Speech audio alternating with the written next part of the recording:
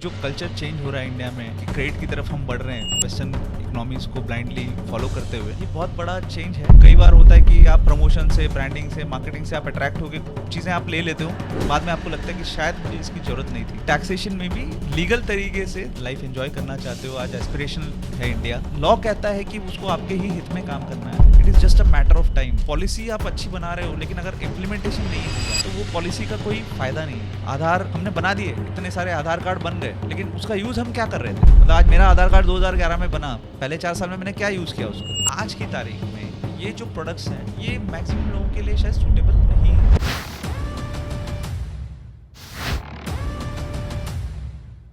नमस्ते विकास जी। नमस्ते। Welcome to Anvikshiki podcast. Very excited to have you. Vikas ji के बारे में बता देता हूँ। Vikas ji is a chartered accountant. He has also done his CFA and he is ex-Goldman. Yes. Plus, he is co-founder of Multiple. Multiple एक save now buy later app है. You would have heard a lot of buy first pay later. Buy now pay later. हाँ, buy now pay later. So हम उसका opposite हैं. Opposite है. And we are the world's first. Yes. And this is Indian app. So we are very happy कि this is the first that is happening in. So innovating out of India for the world. Yeah. And आप Bangalore based है? हाँ जी. So आज का main focus पे shift करते हैं. मेरा मेन टारगेट जो आपसे बात करने की थी वो ये है कि हम पर्सनल फाइनेंस पे करें, क्योंकि आपका ऐप, आपकी कंपनी भी कहीं ना कहीं पर्सनल फाइनेंस के रिवॉल्व करती है.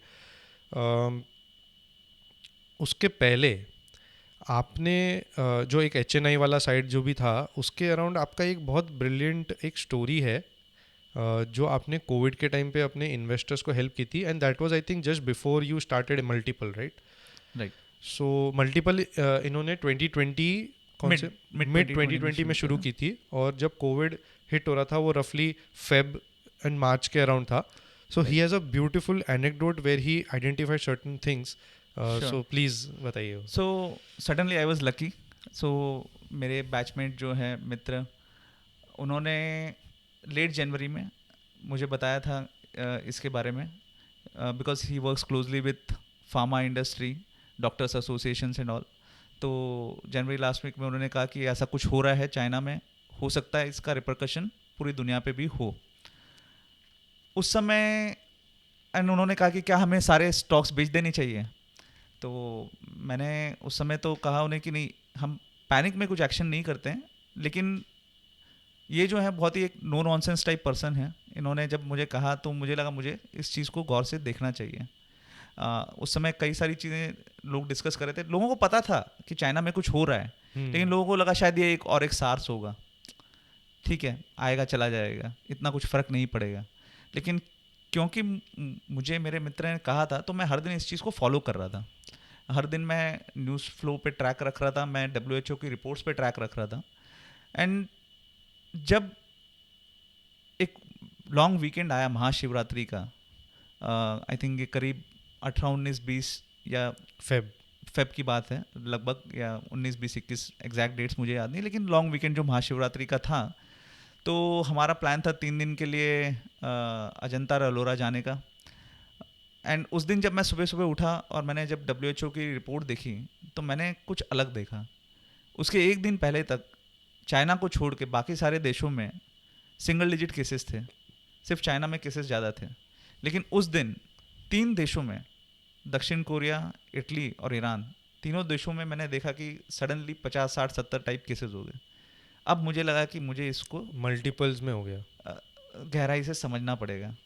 तो मैंने मेरी वाइफ को कहा कि हम ये ट्रिप कैंसिल कर रहे हैं.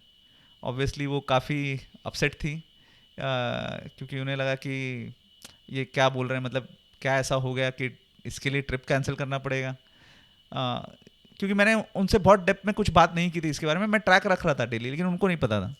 तो फिर भी आई वॉज इंसिस्टेंट कि नहीं, हमें ये ट्रिप कैंसिल करनी है, क्योंकि मुझे ये समझना है. अगले 3 दिन जो है वो पूरे 3 दिन मैं सिर्फ इसी चीज़ को समझ रहा था. उसके पहले तो पैंडेमिक वर्ड भी सुना नहीं था, क्या होता है पैंडेमिक. हाँ, तब तक तो शायद एपिडेमिक तक ही था, वो एपिडेमिक तक था, गया ही नहीं. पैंडेमिक वर्ड भी नहीं सुना था उसके पहले. तो पहली बात तो समझना था पैंडेमिक होता क्या है, इसका हेल्थ इम्पैक्ट क्या होता है, एंड फाइनेंशियल इम्पैक्ट क्या होता है, मार्केट्स पे कैसे इम्पैक्ट होता है, इकोनॉमी पे कैसे इम्पैक्ट होता है। एंड इस चीज़ को समझने के लिए ऑब्वियसली मेरे पास जो लिमिटेड रिसोर्सेज ही थे, लेकिन इंटरनेट पे जो कुछ मुझे मिल सका हर चीज़ को मैंने पढ़ा। मेरे मित्र से भी मैंने फिर से बात की 3-4 घंटे तक, उससे भी डिस्कस किया। मेरे डॉक्टर मित्र हैं स्कूल के, बहुत ही अच्छे दोस्त, उनसे भी बात की, उनसे भी समझा कि क्या होता है, कैसे होता है। एंड एक चीज़ मुझे रियलाइज़ हुई कि अब ये शायद फैलने वाला है पूरी दुनिया में, क्योंकि ये निकल चुका है हाथ से। एंड अभी सही डिसीजन यही रहेगा कि एक बार हम मार्केट से पूरी तरह बाहर हो जाएं, लिक्विडेट कर दें। उसी दिन संडे की रात मैंने सारे क्लाइंट्स जो मेरे थे, जो भी लिमिटेड उस समय, उनको मैसेज किया कि आप तैयार रहिए बेचने के लिए। अब वो भी थोड़े सरप्राइज थे, क्योंकि उसके पहले मैं हमेशा लॉन्ग टर्म की बात कर रहा हूँ, कम से कम 5 साल हमें देना चाहिए इक्विटी में इन्वेस्टमेंट के लिए, और यहाँ पे मैं सडनली बोल रहा हूँ कि सब कुछ बेचना है। एंड किसी ने कहा नहीं मुझे, लेकिन शायद उनकी जो टोन थी वॉइस की, वो बता रही थी कि उनको भी लग रहा था कि ये क्या बोल रहा है, मतलब कहीं पैनिक तो नहीं कर रहा है ये ज़्यादा, दिमाग तो नहीं ख़राब हो गया। लेकिन आई वॉज इंसिस्टेंट कि नहीं आप बेचो। सबने पूरी तरह से नहीं बेचा, किसी ने 20% बेचा, किसी ने 30 बेचा, किसी ने 50 बेचा, क्योंकि लोगों को लगा कि हम बेच के करेंगे क्या, इतना कैश रखेंगे बैंक में, क्या करेंगे। पर ठीक है। प्लस वो and of the financial year भी था, तो तो लोगों ने ठीक है जितना बेचा उतना बेचा। एंड उसके बाद में जब मार्च में 3 हफ्ते बाद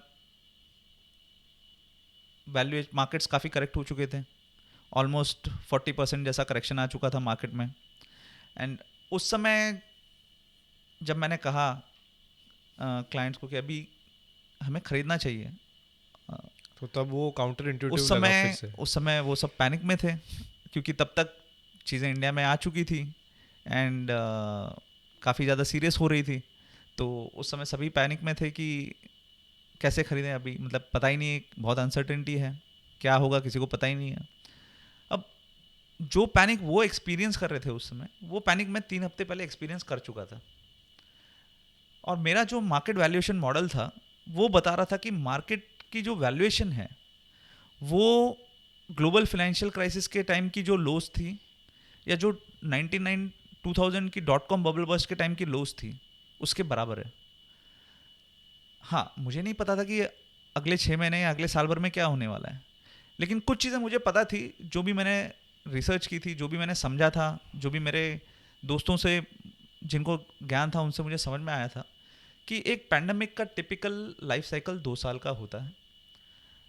3-4 वेव्स आती है, उसके बाद अभी मेरे डॉक्टर मित्र की भाषा में कहूँ, बहुत ही फनी से तरीके से वो बताते हैं कि या तो वायरस हमारे साथ रहना सीख जाएगा,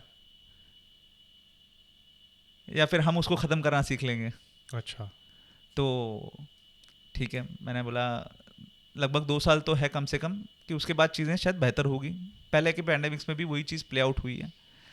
अगर 2 साल में चीज़ें बेहतर होगी, मैंने उन्हें कहा हो सकता है आपको 10-15% रिटर्न मिल जाए।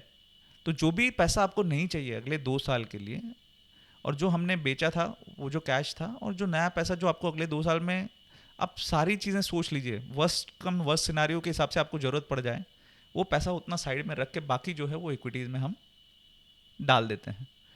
ऑब्वियसली काफ़ी पैनिक में थे लोग, लेकिन इस बार मैं असर्टिव था, क्योंकि एंड एक trust, you have already said one true thing, तो उधर राइट, ट्रस्ट और तो बढ़ दे गया। वर मोर रिसेप्टिव, हम्म। वो सुनने को तैयार थे। एंड मैं भी पुश करने को तैयार था, कि मैं थोड़ा फोर्सफुली उनको हाँ जी। पुश कर रहा था इस बार कि आप कीजिए, दुनिया ख़त्म नहीं हो रही है। And that's how the whole thing played out, finally it help them. And मुझे भी एक चीज़ जो रियलाइज़ हुई कि इन्वेस्टमेंट्स जो हैं, it is not just about returns और performance, it is a lot about managing expectations, it is a lot about hand holding people, helping them navigate through the cycles. volatilities and the uncertainties. And that is something that has helped us in the last few years, uh, to make sure that clients don't deviate just by hearing the noise around them, क्योंकि noise तो बहुत ज़्यादा है, right? आज सब कुछ easily accessible है, social media में सब कुछ मिल रहा है, मेन स्ट्रीम मीडिया में है, सब तरफ से आपके ऊपर बॉम्बार्डमेंट हो रही है, तो बहुत ही आसान है कि आप स्वे हो जाएं। जैसे अभी क्रिप्टो कॉइन का मैं एग्जांपल देता हूँ, जब क्रिप्टो कॉइन बिटकॉइन 60,000 चला गया, मेरे क्लाइंट्स जो otherwise seemingly very rational people, मतलब जो लगेगा भी नहीं कि वो इसके बारे में सोच सकते हैं, उन्होंने भी मुझे कॉल करके पूछा कि क्या हमें क्रिप्टो में इन्वेस्ट करना चाहिए। तो उस समय उसको समझाना, उसके एक्सपेक्टेशन को मैनेज करना, आई think that is far more important than the actual return which might have generated for them. क्योंकि वो रिटर्न जनरेट नहीं हो पाता अगर उस समय हम उनके एक्सपेक्टेशन को मैनेज नहीं कर पाते, और उनको ये कह नहीं पाते कि भाई आप कंटिन्यू कीजिए, जो आप कर रहे हैं वो सही है, आप आसपास की नॉइस से स्वय मत होइए। क्योंकि जैसे इक्विटी में वी हैव सीन जनरेशन, जैसे पहले वाली जनरेशन एफडी में ज़्यादा पैसा लगाती थी, गोल्ड में ज़्यादा पैसा लगाती थी, क्योंकि इक्विटी में तभी इतना रिटर्न नहीं था। बट ये वाली जनरेशन तो ये में बहुत ही एक सैड चीज़ है कि पिछले जो 1991 में इंडिया का लिबरलाइजेशन हुआ, उसके बाद में अगले 20-25 साल में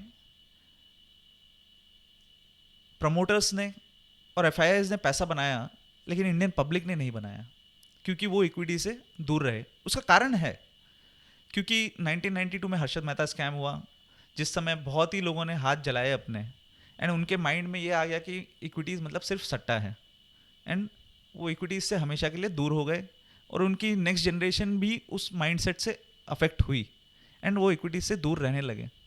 लेकिन world over equity has given the best returns historically. अगर आप रियल रिटर्न देखें इन्फ्लेशन को एडजस्ट करने के बाद में, तो there are studies which have shown that equity has given around 5 to 6% real return over the last 100 years, and it is very logical because equity is a reward for enterprise. अगर ये reward नहीं होगा तो कोई risk लेगा क्यों equity का, तो वो रिटर्न तो मिलना ही चाहिए। लेकिन हाँ, ये लीनियर नहीं है, ये वोलेटाइल है, ऊपर नीचे होता रहेगा, और उस वोलेटिलिटी को डाइजेस्ट करना हर एक के बस का नहीं है। वहाँ पे ही एक अच्छे एडवाइज़र का रोल आता है कि वो कैसे उनको हेल्प करे उसको डाइजेस्ट करने में। तो अभी 1992 में क्योंकि ऐसा एक्सपीरियंस हो गया लोगों का, एंड उस समय जो शेयर होल्डर्स थे, यूनिक शेयर होल्डर्स, वो नंबर वापस आने के लिए बहुत साल लगे, 20-25 साल लग गए। अच्छा। क्योंकि उसके बाद लोग बाहर निकल गए मार्केट से, जो रिटेल पार्टिसिपेशन है वो कम हो गया मार्केट में, एंड वही लेवल का पार्टिसिपेशन आने के लिए अगले 2 दशक लग गए। एंड उस चक्कर में हुआ क्या कि उस 2 दशक में जो पैसा बना वो एफ ने बेनिफिट किया उससे, या प्रमोटर्स ने बेनिफिट किया, लेकिन पब्लिक को उतना बेनिफिट उसका मिला नहीं। ठीक है, ये अलग बात है कि उस समय रियल एस्टेट ने भी उसी दौरान अच्छा किया, एंड लोगों ने रियल एस्टेट में पैसा बनाया, लेकिन क्या आगे चल के रियल एस्टेट में वैसा ही रिटर्न बनेगा, या शायद इक्विटीज़ बेटर करेंगे? हमारा व्यू ये है कि इक्विटीज़ बेटर करेंगे, क्योंकि इक्विटीज़ का वो नेचुरल एक कैरेक्टरिस्टिक है वो रिटर्न देना। जबकि रियल एस्टेट में जो रिटर्न बना इंडिया में, वो रिटर्न काफ़ी हद तक factors beyond the asset class की वजह से बना, चाहे वो करप्शन हो, ब्लैक मनी हो, या स्पेकुलेटिव एक्टिविटी हो, उसके वजह से बना। तो आगे चल के हमें ऐसा लगता है कि equities might continue to give the 6 to 7% real return, but real estate might give 1 to 2% real return. So effectively over a long period of time, based on the compounding effect, equities might do much better going ahead. That is the perspective that we think is there, because see corruption obviously ऐसा नहीं है कि कहीं कोई भी ऐसा देश नहीं होगा जिसमें 0% है, लेकिन डेफिनेटली हम उस डायरेक्शन में मूव कर रहे हैं जहाँ पे करप्शन कम हो रहा है। चीज़ें ज़्यादा से ज़्यादा टेक्नोलॉजी को यूज़ करके, आज गवर्नमेंट के पास डेटा बेटर है, एंड कंप्लायंस बढ़ रहा है when it comes to taxation and other aspects. तो डेफिनेटली लोगों का मूवमेंट होगा from real assets to financial assets, and that will make sure कि वो जो वर्ल्ड ओवर एक डिफरेंस रहता है वो इंडिया में भी आ जाएगा। स्पेशली अभी because we are on this equity markets वाले चैप्टर पे, you are a SEBI registered advisor, क्या डिफरेंस है between the unregistered and registered? And because we are on the investment side again, हम आजकल बहुत ज़्यादा इंस्टाग्राम रील्स कंज्यूम करते हैं, तो बहुत ज़्यादा इन्फ्लुएंसर्स हैं, फाइनेंशियल इन्फ्लुएंसर्स। इनका कितना रोल है, क्योंकि ये एक तरीके से कभी कभी अनरजिस्टर्ड एडवाइजरी की तरह काम कर जाते हैं, एंड लोग ऑब्वियसली बहुत इन्फ्लुएंस होते हैं, इसलिए तो उनका नाम इन्फ्लुएंसर है। राइट। तो आपका क्या कहना है इस तो पे? देखिए 4-5 की डिफरेंसेस हैं जो एक रजिस्टर्ड एडवाइज़र और अनरजिस्टर्ड एडवाइज़र। अब अनरजिस्टर्ड एडवाइज़र मतलब कौन हो गए? जो रजिस्टर्ड नहीं है वो सारे हो गए। उसमें इन्फ्लुएंसर ओके। भी आ गए, उसमें आपके बैंक के आरएम भी आ गए, डिस्ट्रीब्यूटर भी आ गए, जो भी आपको एक इन्वेस्टमेंट के बारे में सलाह दे रहे हैं। अब वो उस सलाह देने के लिए लाइसेंस नहीं है, क्वालिफाइड नहीं है शायद, या कुछ हद तक है भी। मतलब आज mutual fund distributor can give incidental advice, तो but they can't give a comprehensive financial planning और एडवाइस वो नहीं कर सकते आपके लिए, क्योंकि they are not license to do it. But again coming back to the broader question कि जो अनरजिस्टर्ड एडवाइजर्स है और रजिस्टर्ड एडवाइजर में डिफरेंसेस क्या क्या हैं। सबसे फर्स्ट डिफरेंस है फिड्यूशरी है। एक जो रजिस्टर्ड एडवाइजर है, राइट, वो आपके हित में ही उसको काम करना है एज पर लॉ। लॉ कहता है कि उसको आपके ही हित में काम करना है, जबकि बाकी सबके ऊपर ये ऑब्लिगेशन नहीं है, लीगल ऑब्लिगेशन नहीं है। मोरल ऑब्लिगेशन की तरह कुछ लोग कर रहे होंगे जो अनरजिस्टर्ड है। मैं ऐसा नहीं कहता हूँ कि एथिकली। सारे अनरजिस्टर्ड एडवाइजर जो है वो गलत कर रहे हैं। हम्म। उसमें से हो सकता है एक 5, 10, 15, 20% होंगे लोग ऐसे जो वाकई में आपके हित में काम करना चाहते हैं। जस्ट वो रजिस्टर इसलिए नहीं कर रहे क्योंकि उनको लगता है कि कंप्लायंस का बर्डन बहुत ज़्यादा है, या शायद जो रिक्वायरमेंट है रजिस्ट्रेशन के लिए क्वालिफिकेशन की या एक्सपीरियंस की वो शायद उनके पास उतनी नहीं है, ऑल्दो उनको नॉलेज है। तो एक तो हो गया ये फिड्यूशरी वाला डिफरेंस। दूसरा हो गया कि ओरिएंटेशन जो है, जो मैं पहले कह रहा था आपको कि एक हमें सॉल्यूशंस ओरिएंटेशन की ज़रूरत है, क्योंकि हर आदमी की ज़रूरत अलग है, हर व्यक्ति की ज़रूरत अलग है। उसके हिसाब से उसको गाइडेंस मिलना चाहिए, ना कि उसको एक ही प्रोडक्ट दिया जाना चाहिए बेस्ड ऑन कि जो सर्विस प्रोवाइडर है उसको उसमें कितना फ़ायदा है। आज कमीशन हमें अगर इसमें मिल रहा है तो हम ये प्रोडक्ट दे देंगे, उस मेंटालिटी से आज मार्केट चल रहा है। पूरा प्रोडक्ट ओरिएंटेड मार्केट है, जबकि ज़रूरत है सॉल्यूशंस ओरिएंटेशन की, जो कि एक सभी रजिस्टर्ड एडवाइजर कर रहा है, क्योंकि as registered advisor is paid by the client and nobody else. आज हम आपसे फीस लेते हैं लेकिन और कोई हमें पैसा नहीं दे रहा है, तो हमारा इंटरेस्ट आपके इंटरेस्ट से अलाइंड है, एंड आपके सोल्यूशन ओरिएंटेशन से अगर हम काम करेंगे तो ही हम लॉन्ग टर्म एक रिलेशनशिप आपसे बना पाएंगे, long term win win relationship बन पाएगी। इसके अलावा जो फीस का पॉइंट ऑलरेडी मैंने आपको बता ही दिया कि फीस आपको कोई और दे रहा है, जबकि रजिस्टर्ड एडवाइजर को क्लाइंट ही दे रहा है। प्लस इसमें कुछ ऐसा है कि इतने साल का एक्सपीरियंस होना चाहिए। एग्जैक्टली तो क्वालिफिकेशंस जो हैं, हाँ। आज सभी रजिस्टर्ड एडवाइजर बनने के लिए आपको मिनिमम पोस्ट ग्रेजुएट डिग्री चाहिए फाइनेंस में। Okay.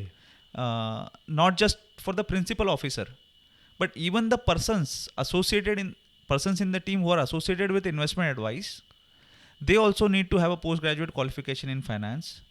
Principal officer should have at least minimum 5 years of experience in the investment or financial industry. The persons associated should have at least 2 years of experience in the investment or finance industry. हमें बहुत ही कठिन exams हैं NISM की 10A 10B। वहाँ पे एक exam में 30% passing rate है, एक में 50% 60% कुछ पासिंग रेट है। वो दोनों एग्ज़ाम्स हमें क्लियर करनी है, और एक बार नहीं, हर 3 साल में हमें क्लियर करनी है। ओके। दोनों एग्ज़ाम्स। ये शायद पूरी दुनिया में कहीं नहीं होता है, लेकिन हाँ सभी ने ये रिक्वायरमेंट रखी हुई है। क्वालिटी पे बहुत ध्यान देने की कोशिश की। हाँ, तो रेगुलेटर हमारे काफ़ी वाकई में डिमांडिंग है, specially as far as advisors are concerned थोड़े ज़्यादा ही डिमांडिंग है, लेकिन ठीक है, ये है ज़रूरत है। नहीं, but this is I think very important हो जाता है एक फैक्टर कि जब अभी ये एक इंसेंटिव है कि रजिस्टर के पास जाने का वर्सेस अनरजिस्टर्ड, तो यू नो कि ये जो रजिस्टर्ड वाला बंदा है ये बहुत ही अच्छे चेक्स के through, post graduate degree, experience and plus exams के थ्रू मेहनत करके आया है, एंड उसके बाद भी कंप्लायंसेस, राइट। आज बहुत सारी चीज़ें हैं जो सभी ने बताया कि हम कर सकते हैं, हम नहीं कर सकते हैं, हमें वो फॉलो करनी है। एक अनरजिस्टर्ड एडवाइज़र के लिए कुछ भी नहीं है ये कंप्लायंसेस। तो जैसे मैंने कहा, हो सकता है कुछ अनरजिस्टर्ड एडवाइजर्स, मान लीजिए कुछ फिल्म इन्फ्लुएंसर्स भी कोशिश कर रहे हैं फाइनेंशियल लिटरेसी लाने की, एंड जिसकी कि भारत में बहुत ज़रूरत है आज, क्योंकि लोगों में वो अवेयरनेस ही नहीं है। तो वो अच्छा काम कुछ इन्फ्लुएंसर्स कर रहे हैं, पर प्रॉब्लम कब आती है जब वो एक एजुकेशन से निकल के बेसिकली प्रोडक्ट सेल करना शुरू कर देते हैं थर्ड पार्टीज का, और वो Right. भी इस तरह से सेल करना शुरू कर देते हैं कि जो उनको सुन रहे हैं उनको नहीं पता है कि हमें कुछ बेचा जा रहा है जिसके लिए इंसेंटिव कुछ उन्हें मिल रहा है किसी और से। अगर आज मुझे पता है कि मैं कुछ प्रमोशन कर रहा हूँ, ठीक है, और आपको पता है कि मैं प्रमोशन कर रहा हूँ और मुझे कोई पेमेंट मिल रहा है, जैसे ब्रांड एंडोर्समेंट है, टीवी में जो ऐड आ रहा है, ठीक है, उससे लोग इन्फ्लुएंस होते हैं, ऐसा नहीं है कि नहीं होते। आज म्यूचुअल फंड सही है वाला बहुत चल रहा है। हाँ, इन जनरल मैं बोल रहा हूँ कि कोई भी प्रोडक्ट आप खरीदते हैं, मान लीजिए गाड़ी है या कोई भी प्रोडक्ट है, मोबाइल है, कि कोई एडवर्टाइज कर रही है सेलिब्रिटी, आपने खरीदा, आप उससे इन्फ्लुएंस हो रहे हैं, लेकिन एटलीस्ट आपको पता है कि ये एडवर्टीजमेंट है, ये एंडोर्समेंट है जिसके लिए सेलिब्रिटी को पैसा मिला है। लेकिन फिन इन्फ्लुएंसर्स के केस में बहुत सी बार वो पता नहीं होता है कि उनको किससे पैसा मिल रहा है। राइट। एंड लोग समझते हैं कि ये जेन्युइनली ये खुद यूज़ कर रहे हैं इसलिए मुझे बता रहे हैं, क्योंकि उनकी जो ग्रोथ होती है वो तो पहले बिना स्पॉन्सरशिप्स की होती है, तो Right. एक ट्रस्ट बैठ जाता है। ट्रस्ट बैठ जाता है। और जब वो एक सब्सटैंशियल फॉलोअर्स हो जाते हैं फिर उनको ये पैसे मिलते Right. हैं, कंटिन्यूसली ब्रांड्स आती है। तो जो अच्छा काम कोई भी कर रहा है फाइनेंशियल लिटरेसी के बारे में, उसकी सराहना होनी चाहिए, फिन इन्फ्लुएंसर्स भी कर रहे हैं, होनी चाहिए, लेकिन उसका जो मिसयूज हो रहा है, अब्यूज हो रहा है, एंड उसके खिलाफ सेबी अभी कंसल्टेशन पेपर लेकर आई है, रेगुलेशंस ला रही है, क्योंकि मिसयूज नहीं होना चाहिए। तो वो एक चीज़ है। एंड ऑब्वियसली जैसे आपने कहा कि जब आप एक रजिस्टर्ड एडवाइज़र बनते हैं तो फिल्ट्रेशन हो रही है, क्योंकि एक एक्सपीरियंस की रिक्वायरमेंट है, क्वालिफिकेशन की रिक्वायरमेंट है, एग्ज़ाम की रिक्वायरमेंट है, उसके बाद आपको कंटिन्यूड कंप्लायंस की रिक्वायरमेंट है, तो एक फिल्ट्रेशन डेफिनेटली वहाँ पे हो रहा है। अब देखिए, नोबलेस्ट ऑफ द प्रोफेशंस जो हैं, आज मेडिकल है या टीचिंग है, वहाँ पे भी कुछ गलत लोग हो सकते हैं, तो सेम वे रजिस्टर्ड एडवाइजर्स में भी कुछ लोग हो सकते हैं जो गलत हरकतें करें, लेकिन चांसेस वहाँ पे उस चीज़ के काफ़ी कम होंगे, क्योंकि इतना ज़्यादा स्ट्रिंजेंट पूरा फ्रेमवर्क बना हुआ है एडवाइजरी के लिए। Indian retail investors and domestic institutional investors, इनके इतने इन्फ्लेक्शन से जो इतना पैसा उन्होंने डाला है, और जो अभी SIPs म्यूचुअल फंड्स के से जो अभी एक राइज हुआ है, रिसेंटली भी जब FIIs गई तभी भी मार्केट डिस्टर्ब नहीं हुआ था। ये बहुत बड़ा चेंज है, क्योंकि जब मैंने काम करना शुरू किया था गोल्डमैन के साथ 2007 में, एंड उसके बाद में भी, उसके पहले भी, हमेशा ये था कि FIIs ही हमारे मार्केट का मूवमेंट डिसाइड करते हैं, क्योंकि वॉल्यूम जो था सिग्निफिकेंटली उनसे आ रहा था। अगर FIIs निकल गए तो मार्केट 20-30% करेक्ट हो जाता है। बट ये बड़ा एक बदलाव आया है 2016 के बाद, क्योंकि डिमोनेटाइजेशन के बाद में लोगों का जो एक रुख बना है थोड़ा फाइनेंशियल एसेट्स को भी देखने का। हालांकि आज भी प्रोपोर्शन बहुत कम है फाइनेंशियल एसेट्स का, पेनिट्रेशन बहुत कम है इंडिया में आज भी कंपेयर टू डेवलप्ड इकोनॉमीज, लेकिन पिछले 5-7 साल में काफ़ी मेजर चेंज आया है, जहाँ पे लोगों ने इसको भी एक ऑप्शन की तरह देखना फिर से शुरू किया है। एंड उस वजह से जो SIP फ्लोज आज आ रहे हैं, स्ट्रॉन्ग SIP फ्लोज जो आ रहे हैं, that are helping balance out any outflows. तो जैसे शुरू में, पिछले साल के अंत में या इस साल की शुरुआत में काफ़ी FIIs ने पैसा निकाला, लेकिन उसका इतना इम्पैक्ट हमारे मार्केट पे नहीं हुआ, क्योंकि अभी डोमेस्टिक इन्वेस्टर्स की भी एक ताकत आ गई है इसको सपोर्ट करने के लिए। So how about equity markets right now? अभी गुड है इन्वेस्ट करने के लिए? आर दे, वो क्वालिटी है कि ज़्यादातर सिर्फ प्रमोटर्स और ये इंस्टीट्यूशनल इन्वेस्टर्स कमा लेते हैं, रिटेल नहीं कमाते यूजुअली, जो एक रहा है?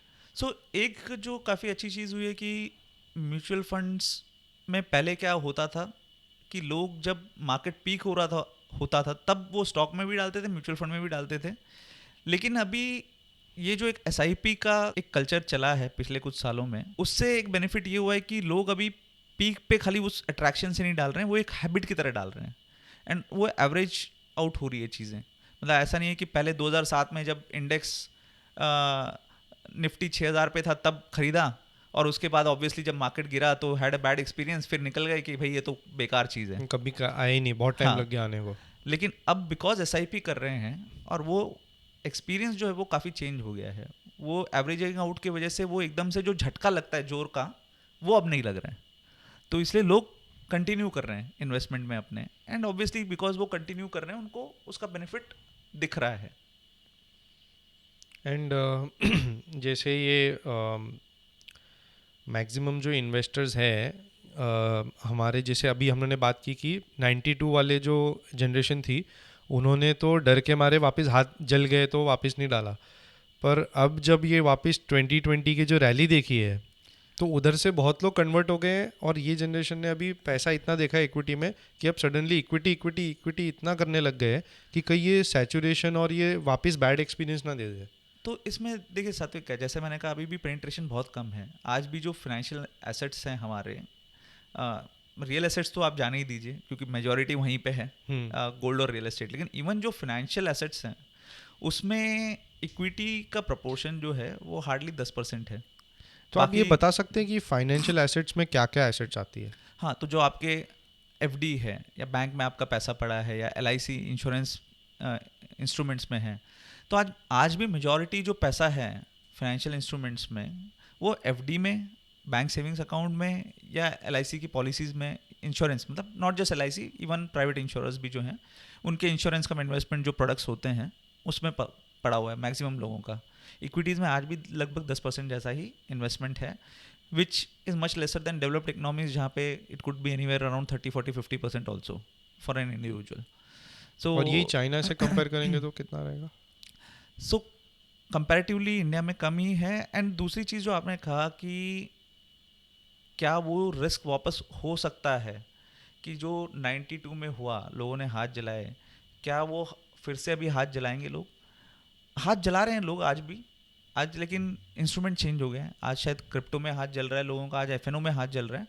लेकिन जहाँ तक इक्विटी इन्वेस्टमेंट का सवाल है, एक मेजर जो चेंज है वो mutual fund as an instrument है प्रोमिनेंट, एंड म्यूचुअल फंड में भी कई लोग इन्वेस्ट कर रहे हैं, डायरेक्ट इक्विटी में भी बहुत सारे लोग कर रहे हैं, एंड उसमें भी आ, हो सकता है बहुत सारे लोग हाथ जलाएंगे अपने, लेकिन एटलीस्ट जो म्यूचुअल फंड में लोगों ने इन्वेस्ट किया है एंड वो बढ़ रहा है, वहाँ पे कम से कम जब उनका एक्सपीरियंस सही रहेगा तो एटलीस्ट वो वाला एक्सपोजर जो है वो कंटिन्यू करेगा।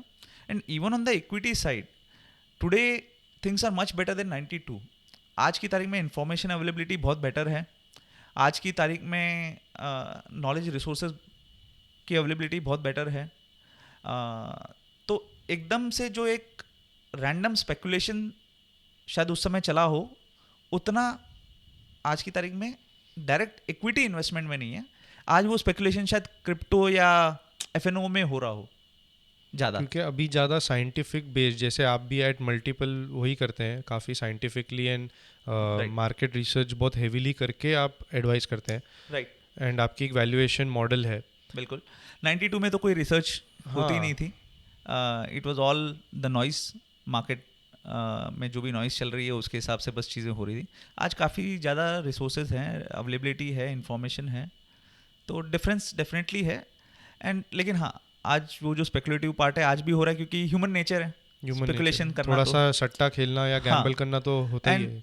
तो इसके लिए एक जो किताब मैंने पढ़ी थी, इंटेलिजेंट इन्वेस्टर, ये लिखी है बेंजामिन ग्राहम ने, जो वॉरेन बफेट के गुरु हैं उन्होंने। अच्छा, एंड उस किताब में उन्होंने नहीं लिखा है, लेकिन जो एक फॉरवर्ड लिखते हैं जैसे, तो वन ऑफ द एडिशंस में उसका फॉरवर्ड लिखा है एक जेंटलमैन है by the name of Jason Zweig, जो वॉल स्ट्रीट जर्नल के एडिटर हुआ करते थे।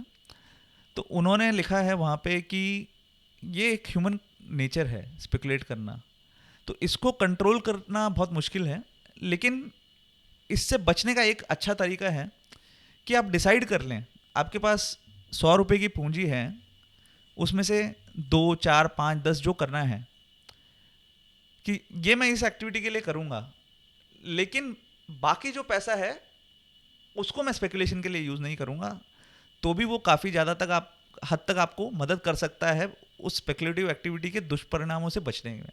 Risk capacity. हाँ, तो क्योंकि आपने दिमाग में उसको फिर सेट कर दिया कि मैं इससे ज़्यादा पैसा मैं स्पेकुलेटिव एक्टिविटी में नहीं डालूंगा, बाकी जो है मैं वो प्रॉपर तरीके से मैं इन्वेस्ट करूंगा।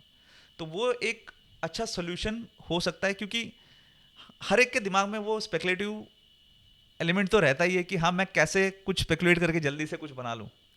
तो जब आप डिसाइड कर लेते हो कि बस हाँ ये मेरी लिमिट है, इससे आगे मैं नहीं जाऊँगा, तो कम से कम आप एक मेजर एक्सीडेंट से आप बच सकते हो, मेजर फाइनेंशियल एक्सीडेंट से आप बच सकते हो। ट्रू। इसलिए क्योंकि अभी हमने बात की म्यूचुअल फंड्स की, हमने बात की SIPs की, ये ज़्यादातर आपको यंगस्टर्स में इसलिए दिख रहा है क्योंकि एक तो लॉन्ग टर्म हो जाता है, प्लस इट इज़ बिकमिंग कि हम परसेंटेज ऑफ आर सैलरी और इनकम हम डाल रहे हैं किधर, इन्वेस्टमेंट या सेविंग्स में, जो आजकल एक यंग लोगों में दिखता है। ये हो ही इसलिए रहा है क्योंकि सैलरीज अच्छी हो रही है। तो ये जो पर्सनल फाइनेंस का जो एंगल आ जाता है अभी, जो हमने पहले बात की थी, but we are now coming back to it.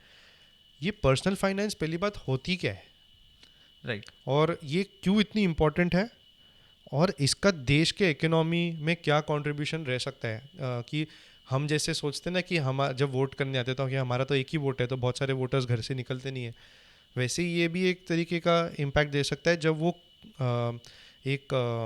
जब साथ में सब लोग आके एक कंट्रीब्यूट करते हैं। जैसे वोट, लाखों वोट से कोई कैंडिडेट जीतता है, और यही नहीं, जब बहुत ही उम्दा सवाल है आपका। इसमें मैं यही कहूँगा कि देखिए, जब हर आदमी प्रूडेंट हो जाएगा अगर अपने पर्सनल फाइनेंस के बारे में, तो कहीं ना कहीं एज ए इकोनॉमी भी हम काफ़ी बैलेंस्ड हो जाएंगे। क्योंकि आज हम देख रहे हैं कई देश जो हैं वहाँ पे डेट टू जीडीपी बहुत ज़्यादा है। तो जो कल्चर है वो अब टॉप से डाउन भी हो सकता है या बॉटम से अप भी हो सकता है। तो अगर सभी एक प्रूडेंटली काम करने लगे तो हो सकता है पूरे देश में भी एक प्रूडेंट सी आ जाए, फाइनेंशियल के मामले प्रूडेंस आ जाए। तो इसमें जो आपने कहा कि जैसे पर्सनल फाइनेंस होता क्या है, देखिए पर्सनल फाइनेंस क्या है कि जो भी आप गतिविधि कर रहे हैं या फैसला ले रहे हैं अपने फाइनेंस से रिलेटेड, आपके निवेश से रिलेटेड, आपकी वित्तीय स्थिति से रिलेटेड, वो पर्सनल हो गया। आज पर्सनल फाइनेंस इज पर्सनल इसीलिए बोलते हैं क्योंकि वो हर आदमी के लिए अलग होगा, उसकी स्थिति के हिसाब से। हर आदमी का रिस्क प्रोफाइल अलग है, हर आदमी का जो टाइम होराइजन है वो अलग है। किसी की ज़रूरतें अगले 2 साल की भी हो सकती है, किसी को शायद अगले 20 साल तक भी पैसा नहीं चाहिए, या उसका जो किसी इनकम की आ रही है एस्पिरेशंस इतनी हाई होती है कि उन्हें फटाफट जाना होता है ऊपर। फटाफट जल्दी जाना होता है, या कुछ लोगों की एस्पिरेशन इतनी ज़्यादा है कि वो उधार लेके भी उसको पूरा करना चाहते हैं। या कितने लोगों की होती है कि because they are young and the only family earner, तो उन पे इतनी जिम्मेदारी आ जाती है कि वो रिस्क कैपेसिटी ही ख़त्म हो जाती है। ख़त्म हो जाती है। तो हर आदमी का जो रिस्क प्रोफाइल है अलग होगा। रिस्क प्रोफाइल मतलब क्या हो गया, जो रिस्क लेने की कैपेसिटी भी है एक चीज़, और रिस्क लेने के बारे में सोच भी जो है। कैपेसिटी क्या होगी, कैपेसिटी की मतलब आपकी जो फाइनेंशियल स्थिति है क्या वो अलाउ करती है आपको एक सर्टन रिस्क लेने के लिए। और दूसरा है कि क्या आपकी मानसिक स्थिति है, विलिंगनेस टू टेक रिस्क। क्योंकि कई बार होता है कि लोगों के पास पैसा होता है लेकिन वो रिस्क ले नहीं पाते क्योंकि थोड़ी सी भी वोलेटिलिटी होने से अगेन गोज बैक वो टू कि प्रेशर में आ जाते 92 हैं। वाले जो लोग हैं वो हाँ इक्विटी में नहीं डाले हैं पैसा, हाँ और उन्होंने लोअर रिटर्न्स वाले चीज़ों में डाल दिया, और अब जब उनके पास पैसा है आज भी तभी भी वो थोड़े डरते हैं। राइट। तो वो विलिंगनेस अलग चीज़ है, डिस्पाइट हैविंग द कैपेसिटी वो विलिंगनेस नहीं है।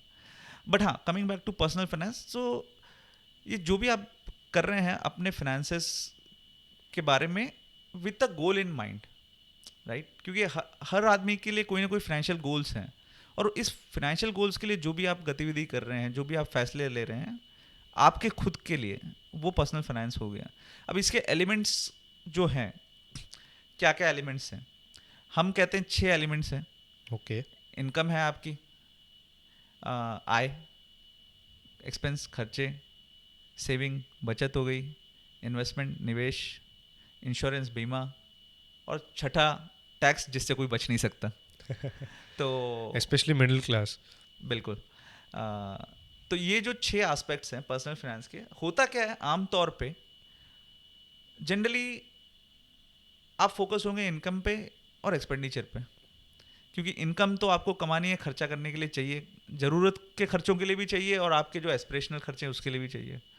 तो उस पर सभी का फोकस है क्योंकि आपकी डेली एक्टिविटी भी मोस्ट ऑफ द टाइम उसी से रिलेटेड है, अगर आप प्रोफेशन में हैं चाहे बिजनेस में हैं तो उस पर आपका फोकस है, इनकम पे। खर्चों पे कई बार क्या होता है फोकस नहीं होता है, वो आप सोचते नहीं हो। सोचना चाहिए कि हमारी इनकम अगर इतनी है तो इसमें से हमें खर्च जो करना है, तो पहले आपको बचत के बारे में सोचना है कि बचत कितनी करनी है, और फिर जो बच रहा है उसमें से हम खर्चा करें। आमतौर पे ऐसा होता नहीं, आमतौर पे खर्चे पहले, बचत बचेगा कुछ तो बचेगा। फिर उसके बाद ऑब्वियसली बचत नहीं होगी तो इन्वेस्टमेंट, निवेश कहाँ से होगा। तो बचत जरूरी है निवेश करने के लिए, क्योंकि आपके फ्यूचर के लिए आपको कुछ ना कुछ बना के रखना है। फिर रहा बीमा। अभी बीमा भी जो है, आज इंडिया में इंश्योरेंस कम इन्वेस्टमेंट जो प्रोडक्ट्स हैं, एंड उनकी ज़रूरत थी एक समय पे, राइट, क्योंकि उस समय था कि सिर्फ एक प्रोटेक्शन नहीं चाहिए था, उस समय सेविंग के लिए भी एक डिसिप्लिन बनाना था, एक हैबिट बनानी थी लोगों में। एंड उस हिसाब से उस समय वो एक अच्छा प्रोडक्ट था। जब LIC शुरू हुआ तो जो भी उनके इंश्योरेंस कम इन्वेस्टमेंट प्रोडक्ट्स हैं, एंडोमेंट प्रोडक्ट्स हैं, कि चलिए आपका एक इंश्योरेंस भी हो रहा है, प्रोटेक्शन, और आपकी बचत भी साथ साथ हो रही है, जिसको आप छू नहीं सकते, क्योंकि अगर आप वो निकालने जाओगे तो आपको एक भारी कीमत चुकानी है, सरेंडर वैल्यू आपको बहुत कम मिलेगी। और उस चक्कर में लोग कभी निकालते नहीं थे, सालों साल तक वो जमा होते रहता था। अच्छी चीज़ थी, क्योंकि जब आपको आदत ही नहीं है बचत की तो कम से कम वो एक चीज़ आपको बचत की आदत डाल रही है। प्लस इकोनॉमी ऐसी भी नहीं थी कि रिस्क टेकिंग कैपेसिटी ज़्यादा हो। कैपेसिटी भी नहीं थी। लेकिन आज की तारीख में ये जो प्रोडक्ट्स हैं ये मैक्सिमम लोगों के लिए शायद सूटेबल नहीं है। क्यों? कि आपको प्रोटेक्शन के लिए आपको टर्म इंश्योरेंस मिल रहा है। टर्म इंश्योरेंस में आप, अच्छा, और एक चीज़ क्या होती है कि जब आप इंश्योरेंस कम इन्वेस्टमेंट प्रोडक्ट लेते हो, आप अंडर इंश्योर्ड रह जाते हो। जैसे अभी कई सारे जो मेरे क्लाइंट्स हैं, मेरे बैचमेट्स हैं, IIM इंदौर से, तो उन्होंने जो ये कहा, उनके जब वो मेरे क्लाइंट बने और जब मैं देख रहा था उनके इंश्योरेंस की डिटेल्स, आई वॉज सरप्राइज कि उनके पास खाली 20-25 लाख का इंश्योरेंस है, okay. Which is not adequate. क्योंकि आज आपकी फैमिली आप पे अगर डिपेंडेंट है, भगवान न करे कल को आपको कुछ हो जाए, इंश्योरेंस का पर्पज़ क्या है कि आप उनका स्टैंडर्ड ऑफ लिविंग बना रहे, उनकी ज़रूरतें पूरी होती रहे, अगर आप ना भी हो तो। अब 20-25 लाख के इंश्योरेंस में जिस फैमिली का एनुअल एक्सपेंस ऑलरेडी 25 लाख है, वो कैसे कैसे वो मैनेज कर पाएंगे उस चीज़ को। बच्चे अभी बड़े नहीं हुए हैं, बच्चे अभी भी छोटे हैं, तो उनको ज़रूरत होगी एजुकेशन की। जब तक वो बड़े नहीं होंगे, कमाने नहीं लगेंगे, तब तक फैमिली को ज़रूरत है पैसों की। और अच्छा, स्टैंडर्ड ऑफ लिविंग ऐसी चीज़ है जिसको कम करना बहुत ही बहुत कठिन डिफिकल्ट है। कठिन काम है। तो आप फैमिली आपकी यूज टू है, एंड सडनली अगर देखेंगे उनको 10% पैसे में खर्चा चलाना है, कैसे होगा? नहीं होगा। तो उनको ज़रूरत थी इंश्योरेंस की 3 करोड़ की, लेकिन उनके पास इंश्योरेंस सिर्फ था 25 लाख का। 10 टाइम्स लेस। 10 टाइम्स ज़रूरत है। पर 25 लाख का क्यों है? क्योंकि प्रीमियम तो हाई है। प्रीमियम हाई क्यों है? क्योंकि उसमें से एक कंपोनेंट इन्वेस्टमेंट में जा रहा है। तो इंश्योरेंस सिर्फ 25 लाख का मिल रहा है, प्रीमियम अच्छा खासा पे कर रहे हैं। अब वही प्रीमियम में टर्म इंश्योरेंस आपको 3 करोड़ का भी मिल रहा है, तो आपको वो लेना चाहिए, ना कि ये प्रोडक्ट। लेकिन होता क्या है, पर लोगों को ऐसा लगता है ना कि टर्म इंश्योरेंस में तो मरेंगे तब मिलेगा, और एंडाउमेंट नहीं जो नहीं, होती है। लेकिन वही तो डिफरेंस है। देखिए, जो प्रीमियम है, अगर 25 लाख का मैं टर्म इंश्योरेंस लेता हूँ तो जो प्रीमियम लगेगा, उसके बाद में जो पैसा बच रहा है, जो कि एंडाउमेंट के प्रीमियम के बीच में जो डिफरेंस है, उस डिफरेंस को मैं अगर इन्वेस्ट करके, मान लीजिए आप 7-8% भी रिटर्न मैं कमाता हूँ, ज़्यादा नहीं, अगर हम इन्वेस्ट करें सही इंस्ट्रूमेंट में, क्योंकि लॉन्ग टर्म इन्वेस्टमेंट 7-8% वाले इंस्ट्रूमेंट में हम करेंगे क्यों? हमें तो 15% वाले इंस्ट्रूमेंट में करना चाहिए। लेकिन मान लीजिए हमने 7-8% वाले इंस्ट्रूमेंट में भी किया, तो भी मेरा पैसा तो मुझे मिल ही रहा है इन्वेस्टमेंट वाला, बट मुझे प्रोटेक्शन मिल रही है जो कि ज़्यादा है, राइट। कम प्रीमियम में उतनी ही प्रोटेक्शन मुझे मिल रही है। तो अब ये चीज़ समझना लोगों को थोड़ा मुश्किल होता है कि मुझे पैसा नहीं मिलेगा, लेकिन वो पैसा आपके लिए है ही नहीं, प्रोटेक्शन आपके लिए नहीं है, आपकी फैमिली के लिए है। उनको मिलना चाहिए, उनकी ज़रूरतें पूरे होने के लिए मिलना चाहिए। तो ये पॉइंट हम समझाते हैं, उसके बाद ठीक है, जब समझ आती है तो लोग करते हैं उस चीज़ को चेंज। एंड ये तो हो गया लाइफ इंश्योरेंस का। अब ऑफ कोर्स मेडिक्लेम भी जरूरी है। वो कम से कम है कि कोविड के बाद कई लोगों को उस चीज़ का भी अंदाज़ा आ गया है कि हाँ, मेडिक्लेम एक सही कवर हमारे पास होना चाहिए। और वो गवर्नमेंट ने बहुत अच्छा डिसीजन ले लिया था कि सारे एग्जिस्टिंग मेडिक्लेम में वो कवर होगा, तो वो हाँ, लोगों का एक ट्रस्ट बढ़ गया उसमें। राइट। तो ये चीज़ हुई है। बट हाँ, कमिंग बैक टू जो द डिफरेंट एलिमेंट्स, या एलिमेंट्स हम बात कर रहे थे, तो ये एक मेजर चीज़ हम सबसे पहले फोकस करते हैं इवन बिफोर इन्वेस्टमेंट, कि इंश्योरेंस आपके पास एक एडिक्वेट टर्म इंश्योरेंस होना चाहिए। वो प्रोडक्ट जो है ठीक है पहले सूटेबल था, एंड अभी भी होता यही है कि आज LIC एजेंट जो हैं कई बार फैमिली फ्रेंड होते हैं, पापा के दोस्त होते हैं। राइट। तो हम उस चीज़ में कि हाँ चलिए आए, अंकल आए, उन्होंने बताया ले लो, हमने ले लिया, लेकिन पता ये नहीं चल पाता कि हाँ ये कितना कम है, राइट, ज़रूरत कितनी ज़्यादा है, वो पता नहीं चल पाता है। तो अगर आपको चैरिटी करनी है तो किसी और चीज़ में करिए। LIC पॉलिसी खरीद के क्यों चैरिटी आप कर रहे हैं? वो तो आपके परिवार की ज़रूरत है, उसके लिए जितनी ज़रूरत है उतना इंश्योरेंस लीजिए। अब इंश्योरेंस के बाद में आ गया इन्वेस्टमेंट। इन्वेस्टमेंट कब होगा? जब आपने खर्चे वैसे अपने हम लोग एक पॉइंट में अगर थोड़ा सा वापस जाना चाहो, इंश्योरेंस और उसमें आपने मेडिक्लेम की भी बात की थी। हम मेडिक्लेम यूजुअली एक middle class point of view से ज़्यादा बात करते हैं, बट यही जो मेडिक्लेम है, अभी 2-3 एस्पेक्ट्स आ गए हैं। गवर्नमेंट ने भी बहुत अच्छा पुश कर दिया है, पर मेडिक्लेम जो पुअर पीपल नहीं यूजुअली लेते हैं, और आजकल आफ्टर कोविड जो हॉस्पिटल्स ने अपने बिल्स रेस कर दिए अलग लेवल पे, तो उनको तो ये खर्चा लगता है, फिजूल खर्ची लगती है एक तरीके से, क्योंकि ऑलरेडी उनके डिस्पोजेबल इनकम कम है, और फिर उनको अलग से मेडिक्लेम का प्रीमियम देना पड़ता है। पर एक आप वो टच करते हैं पॉइंट, और दूसरा है कि अभी आयुष्मान भारत है, ऑल्दो इट्स अ फैमिली का 5 लाख का cover which is still better than zero, और एक है कि 2-3 और छोटे छोटे योजनाएं चालू है PM के। हाँ, जीवन बीमा सुरक्षा योजना जो है, दोनों ही लाइफ इंश्योरेंस के लिए भी मेडिक्लेम के लिए भी गवर्नमेंट की स्कीम्स हैं, एंड आयुष्मान भारत भी जैसे आपने कहा वो भी है। लेकिन और कई बार एम्प्लॉयर भी कवर करते हैं, ऐसा नहीं है कि एम्प्लॉयर्स कवर नहीं कर रहे हैं। तो आज गवर्नमेंट में अगर लोअर मिडिल क्लास हैं, लेकिन अगर आप गवर्नमेंट एम्प्लॉय हैं तो आप कवर्ड हैं। प्राइवेट कंपनीज भी आजकल काफ़ी सारी, इवन छोटी कंपनीज भी कवर करती है। आज हम भी मल्टीपल में 50 मेंबर टीम है, लेकिन हमने सबको कवरेज दिया हुआ है 5 लाख का मेडिक्लेम का सारे एम्प्लॉयज़ को। तो वो जो अवेयरनेस है मेडिक्लेम के बारे में काफ़ी कोविड के बाद बढ़ी है, कि इसकी ज़रूरत है, होना चाहिए। एंड कई बार ठीक है, कुछ लोग होंगे जो सोचेंगे कि नहीं, अगर हमारे पास ऑलरेडी सेविंग है इनफ तो हम नहीं लेंगे।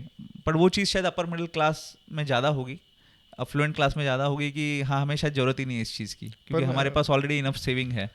बट हाँ, लोअर मिडिल क्लास और मिडिल क्लास के लिए definitely I think it is a must, they should have it. In fact मैंने तो जितना मेरे पर्सनल एक एक्सपीरियंस से देखा है, इट हैज़ बीन कि जो अपने अपर मिडिल क्लास और लोअर अपर क्लास, जो सिमिलर एक फाइन लाइन है दोनों में, इन लोग के पास बहुत ही हाई कवरेज होती है मेडिक्लेम की। इनफैक्ट ये लोग भरते 20,000 रुपये 15,000 रुपये है साल का प्रीमियम, और जब जाएंगे तो ये लोग बड़े बड़े हॉस्पिटल में जाके एडमिट हो जाते हैं छोटी सी चीज़ के लिए भी, and they reap the benefits. And I think यही जब सीरियस भी होता है, जैसे कैंसर भी हो जाए, तो उनका जो पैसा बच जाता है इसके अंदर, और वर्सेस यही तो मेरा जो पॉइंट था आपको क्वेश्चन पूछने का, वो ये था कि पुअर पीपल जब when they come under such emergencies, medical emergencies, इनकी जो सेविंग होती है वो तो तबाह हो जाती है, प्लस डेट में आ जाते हैं। और यही जो अपर मिडिल क्लास है, जो उनके लिए 20-25 हज़ार साल का प्रीमियम कोई बड़ी बात नहीं है, और उनको रफली 50 लाख to 1 करोड़ के भी कवरेजेस मिल जाते हैं, एनीवेयर 25 to 1 करोड़। तो इतना बढ़िया एक जो डिफरेंस है, तो इसलिए तो अमीर अमीर रह जाता है और गरीब और गरीब रह जाता है। नहीं, पर डेफिनेटली जैसे आपने कहा कि देखिए जो गवर्नमेंट की स्कीम्स हैं, पॉलिसीज़ हैं, वो इस गैप को कवर करने की कोशिश कर रही है डेफिनेटली। एंड देखिए जो ग्रुप मेडिक्लेम एम्प्लॉयर वगैरह भी जो प्रोवाइड कर रहे हैं, तो उसमें तो प्रीमियम जो है उसमें अमीर या गरीब का कोई डिफरेंस नहीं है, वो तो पूरे ग्रुप के हिसाब से उसका प्रीमियम डिसाइड होता है, तो वो चीज़ है। बट क्या और चीज़ें हो सकती है इसमें, गवर्नमेंट कुछ और कर सकती है? मेरे ख्याल से जितना गवर्नमेंट की कैपेसिटी में है गवर्नमेंट ऑलरेडी कर रही है। इनफैक्ट अभी आयुष्मान भारत का जो पहले कवरेज 30% या 40% लोअर इनकम वाले थे, अब वो 70% तक शायद या उससे भी ऊपर चला गया है। हाँ, तो तो already government is trying to give it to everyone. Definitely. And इसमें मेरे ख्याल से ऑब्वियसली अभी भी पेनिट्रेशन इंडिया में कम है इंश्योरेंस का, both mediclaim and life, and it will take some time, but awareness is definitely increasing. And वहीं पे एक रोल आ जाता है कि आज की तारीख में क्या मार्केट जो है इंडिया का पूरा इन्वेस्टमेंट मार्केट जो है पूरा या इंश्योरेंस मार्केट है पूरा प्रोडक्ट ओरिएंटेड है, सॉल्यूशंस ओरिएंटेड नहीं है. ओके. तो सॉल्यूशंस ओरिएंटेशन की किसको किस चीज़ की ज़रूरत है और कितनी ज़रूरत है, रादर देन कि बस एक प्रोडक्ट हमें बेचना है, उस मेंटालिटी से जाके हम किसी को कुछ बेच रहे हैं, उसकी जगह कि हाँ किसको किस चीज़ की ज़रूरत है और कितनी ज़रूरत है, उसके हिसाब से जो अप्रोच किया जाए. पर्सनलाइज्ड एक, क्योंकि personal finance eight the end of the day is personal, one size fits all approach can not work. And वहाँ पे ही रोल आ जाता है एडवाइजर्स का, कि आज इंडिया को अच्छे एडवाइजर्स की ज़रूरत है. अनफॉर्चुनेटली हमारे पास सिर्फ 1000 रजिस्टर्ड एडवाइजर्स है एक्टिव. टोटल रजिस्टर्ड कुछ 1300 हैं, उसमें से लगभग 1000 एक्टिव हैं for a population of 140 crores. How is that number sufficient? Even many other countries with much smaller population would have 15-20 times of the number of advisors. So इस चीज़ के बारे में मेरे ख्याल से सभी एफर्ट्स कर रही है. उनकी कोशिश है कि कैसे बढ़ाया जाए. ऑब्वियसली पिछले कुछ सालों में कंप्लायंस बर्डन उन्होंने बहुत ज़्यादा बढ़ा दिया था और उस चक्कर में नंबर ऑफ रजिस्टर्स कम हो गए. बट आई थिंक अब उनको वो रियलाइजेशन हुआ है कि हाँ ये चीज़ जो है वो सही नहीं हो रही है और उसको हम कैसे इम्प्रूव करें, कैसे एक ईज़ ऑफ डूइंग बिजनेस लाएं इस प्रोफेशन में, और कैसे एक लेवल प्लेइंग फील्ड लाएं विद अदर इंटरमीडियरीज, ताकि इंडिया को जो आज लाखों एडवाइज़र्स की ज़रूरत है वो एडवाइज़र्स आ सके और लोगों को सही गाइडेंस दे सके. So because we are on the investment element, I think it's one of the most important part of personal finance after income. Income तो चलो आपकी वो फर्स्ट इनकम हो गई, वो एक्टिव इनकम है. राइट. यूजुअली हमारी इन्वेस्टमेंट पैसिव इनकम होती है.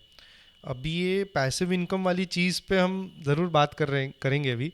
बट मेरा एक पॉइंट था कि एक फोमो करके एक बहुत चीज़ हो जाती है, fear of missing out on investment. जैसे ये स्टॉक तो ऊपर भाग गया यार, मैं इसको पहले ले लेता, टाटा एलेक्सी पहले ले लेता, ऐसे कुछ चीज़ें. या क्रिप्टो में, या क्रिप्टो क्रिप्टो तो या बट अभी जैसे अभी का एक बहुत एविडेंट ट्रेंड है कि ऑप्शन ट्रेडिंग अभी स्टॉक मार्केट का 80% इन्वेस्टमेंट है. राइट. एंड ये पिछले कुछ सालों में भयंकर तरीके से ग्रो हुआ है, भयंकर तरीके से ग्रो हो रहा है. एंड ये बहुत ही ज़्यादा कॉम्प्लिकेटेड है. पहली बात तो कोई एक नॉर्मल पर्सन को समझने के लिए इक्विटीज़ जैसा भी सिंपल नहीं है कि हाँ ये दिख रही तो बाई कर लिया बिना एडवाइजरी के. मुझे अभी एक मित्र बता रहे थे कि उनके एक फ्रेंड ने 1 हफ्ते का कोचिंग ली ऑप्शंस में, कुछ 3 लाख रुपए दे के, एंड उसे लगा कि हाँ अब मैं ऑप्शन ट्रेडर बन गया. मतलब 3 लाख रुपए दिया भी. हाँ, और सालों साल तक लोग जो मार्केट में हैं उसके बाद भी पूरी तरह से लोग समझ नहीं पाते हैं. तो 1 हफ्ते की ट्रेनिंग में आप कैसे एक्सपर्ट बन जाओगे? तो यही मुझे पूछना था कि ये जो एक फोमो है, ये जो एक टेम्पटेशन है, क्योंकि ऑप्शंस के जो रिस्क और रिवॉर्ड रेशो इतने सुपर्ब है कि लगता है कि हाँ भाई एक बार घाटा के तो 3 बार ऊपर भी चले जाएंगे. इसको कैसे एक तो कंट्रोल करें, हाउ टू बीट फोमो, क्योंकि ये इन्वेस्टमेंट अगर आपको पैसिव इनकम ला रही है तो अगर गलत चीज़ कर दी तो आपकी वो एक्टिव को भी खा जाएगी. बिल्कुल सही. सो प्लीज़ उस पर कुछ देखिए. अभी एक चीज़ जो मुझे रियलाइज़ हुई है पिछले 9-10 सालों में, जब से मैं इस चीज़ पे फोकस कर रहा हूँ इन्वेस्टमेंट्स, पर्सनल फाइनेंस वगैरह में, कि 80% of the investment outcome is determined by behaviour, grid and fear. Only 20% is determined by the technical skill और नॉलेज. अच्छा. एंड लेकिन सारी दुनिया पीछे पड़ी हुई है टेक्निकल स्किल और नॉलेज के, बिहेवियर पे कोई ध्यान नहीं दे रहा है. स्किल होता है पर उसको यूज कैसे करना है. आपको स्क्रू ड्राइवर चलाने आता है बट हाँ. कैसे चलाना है, किधर चलाना है, उसकी तो बिहेवियर और समझ होनी चाहिए. राइट. तो वो जो 80% इंपॉर्टेंस उस चीज़ का है, लेकिन उस पर फोकस नहीं है. एंड जो सर्विस प्रोवाइडर है वो ऑब्वियसली नहीं चाहेगा आप उस पर फोकस करें, क्योंकि अगर आप उस पर फोकस करने लग गए तो शायद उसकी इनकम अफेक्ट हो जाए. तो जब जो मार्गदर्शक हैं वो अब जब नहीं चाहेगा कि आप उस चीज़ को समझें, तब फिर वहीं पे रोल आ जाता है इन्वेस्टर अवेयरनेस एंड एजुकेशन का, एंड अनफॉर्चुनेटली वो कोई करता नहीं है। क्यों? कि अगेन इंसेंटिव्स जो बने हुए हैं majority of the market participants के, वो इस तरह से बने हुए हैं कि अगर लोग एजुकेट होंगे तो इट में हार्म देम। एंड यहीं पे रोल आ जाता है हमारे जैसे एडवाइजर्स का, लेकिन हमारी संख्या बहुत ही लिमिटेड है, हमारी रीच लिमिटेड है। Media again will may be highlight what sells more rather than what is the right thing. तो ये चीज़ है। लेकिन मैं कहूँगा कि अगर अगर इन्वेस्टमेंट का सवाल है तो लोगों को सबसे पहले बिहेवियर पे फोकस करना चाहिए, या तो खुद करें या ऐसे व्यक्ति से जुड़े जो कि उनको हेल्प कर सके नेविगेट करने में इन सिचुएशंस में कि जहाँ पे बिहेवियर बिकम्स ओवर पावरिंग। जैसे क्रिप्टो का मैं बता रहा था पहले उदाहरण, कि seemingly rational people when bitcoin was you know touching 60,000, जो लोग आपको लगेगा कि मतलब शायद ऐसी चीज़ों में कभी नहीं जाएंगे, वैसे भी लोग मेरे पास आ रहे थे, क्लाइंट्स मेरे पास आ रहे थे जो कह रहे थे कि क्या हमें क्रिप्टो में पैसा डालना चाहिए। एफएनओ में लोग कहते हैं क्या हमें एफएनओ में पैसा डालना चाहिए। देखिए, हर चीज़ में पैसा बन सकता है, लेकिन it is not about making a quick buck once, it is about creating sustainable wealth. आज अगर मैं मेरा भी उदाहरण दूं तो एक समय था आज से 15 साल पहले जब मैंने भी एक ट्रेड किया, इंट्राडे ट्रेडिंग। एक ही ट्रेड में मुझे इतने पैसे मिले जितने मेरी सैलरी थी। मुझे लगा अरे ये तो सबसे बढ़िया चीज़ है, यही करना चाहिए शायद। बट लकीली अच्छा हुआ कि अगले कुछ ट्रेड्स में मैंने पैसा खोया, और मैंने मेरा जॉब छोड़ा नहीं, मैंने रिज़ाइन नहीं किया। नहीं तो शायद चीज़ें और मुश्किल हो सकती थी। हो सकता है मैं फुल टाइम ट्रेडर भी बन जाता, अच्छा ट्रेडिंग भी कर लेता, क्योंकि कई अच्छे फुल टाइम ट्रेडर्स हैं जो पैसा कमाते हैं, ऐसा नहीं है। और ट्रेडर्स की ज़रूरत है मार्केट में, क्योंकि आज ट्रेडर्स नहीं होंगे तो प्राइस डिस्कवरी कैसे होगी, मार्केट में लिक्विडिटी कैसे होगी। अगर हर आदमी 10 साल के लिए स्टॉक लेके बैठ जाएगा तो जब आपको किसी और को बेचना है तो वो पैसा कहाँ से आएगा? वो लिक्विडिटी ट्रेडर ही प्रोवाइड कर रहा है, राइट? इन्वेस्टर्स भी रहेंगे शायद जिनको बेचना हो, लेकिन ज़्यादा लिक्विडिटी ट्रेडर ला रहा है मार्केट में। तो ट्रेडिंग की ज़रूरत है मार्केट में, लेकिन वो हर आदमी के लिए नहीं है, राइट? आपकी पर्सनैलिटी क्या ट्रेडिंग से अलाइंड है या इन्वेस्टिंग के लिए बेटर है, वो आपको समझना चाहिए। उसके बाद में आपको समझना है कि हाँ अच्छा, अगर मेरी पर्सनैलिटी ट्रेडिंग से अलाइंड भी है तो ट्रेडिंग क्या एक स्पेकुलेटिव एक्टिविटी है? नहीं, ये तो हाईली स्किल्ड एक्टिविटी है। उसके लिए आपको एक प्रॉपर फ्रेमवर्क चाहिए। जैसे इन्वेस्टिंग में फ्रेमवर्क चाहिए सही अच्छे रिजल्ट, सस्टेनेबल रिजल्ट लाने के लिए लॉन्ग टर्म में, वैसे ट्रेडिंग में भी आपको एक अच्छा फ्रेमवर्क चाहिए। आपको डिसिप्लिन चाहिए। शायद इन्वेस्टिंग से ज़्यादा डिसिप्लिन ट्रेडिंग में चाहिए, क्योंकि आपको सेकंड चांस नहीं मिलता ट्रेडिंग में। इन्वेस्टिंग में आपको तो डिसिप्लिन चाहिए बहुत ज़्यादा। तो फर्स्ट ऑफ ऑल आपकी पर्सनैलिटी अलाइंड होनी चाहिए। सेकंड, आपको फ्रेमवर्क आपके पास होना चाहिए। थर्ड, आपके पास डिसिप्लिन होना चाहिए उस फ्रेमवर्क को कंसिस्टेंटली फॉलो करने का। एंड फोर्थ, उसके बाद में आपका एक लर्निंग एप्टीट्यूड होना चाहिए, न सिर्फ इन्वेस्टमेंट में, न सिर्फ ट्रेडिंग में। जिस दिन आपने सोच लिया कि हाँ मुझे सब कुछ पता है, आप बहुत ही डेंजरस स्थिति में हो, क्योंकि ये बहुत ही डायनामिक चीज़ है, राइट? मार्केट्स है, डायनामिक है, प्रोबेबिलिस्टिक है, यहाँ पे कोई सर्टेनिटी नहीं है। चीज़ें चेंज हो रही है कंटिन्यूस, एंड आपको उसके हिसाब से चेंज होना है। तो ये सारी चीज़ें जब आपके पास होगी और आप पूरा समय दोगे फुल टाइम, तब जाके आप अच्छा रिजल्ट एक्सपेक्ट कर सकते हो। लेकिन 99% लोग क्या कर रहे हैं, वो हफ्ते में 2-4 घंटे निकालेंगे, उनको लगेगा हाँ 2-4 घंटे मैं करके सीख के मैं एक्सपर्ट बन जाऊंगा, एंड वो 99% पैसा नहीं कमा रहे। अब तो सभी की रिपोर्ट आ चुकी है। 90% एफएनओ के बारे में सभी की रिपोर्ट आई थी, जिसमें बताया गया है कि 90% लोगों ने पैसा खोया है, एंड और 9% जो है उन्होंने एफडी जैसा रिटर्न बनाया है। 1% है जिन्होंने पैसा बनाया है। वो 1% वही है जो जिनके पास फ्रेमवर्क है, जो डिसिप्लिन से काम कर रहे हैं, जो फुल टाइम काम कर रहे हैं, कंसिस्टेंटली काम कर रहे हैं और सीखने के लिए रेडी हैं based on the changing dynamics of the market. तो अगर आप उस 1% में आ सकते हो तो बिल्कुल आप कीजिए ट्रेडिंग, लेकिन नहीं तो फिर आप इन्वेस्टमेंट पे ध्यान दीजिए। और उसमें भी अगर आप खुद से समय नहीं निकाल पाते हो तो आप एक एडवाइज़र को देखिए।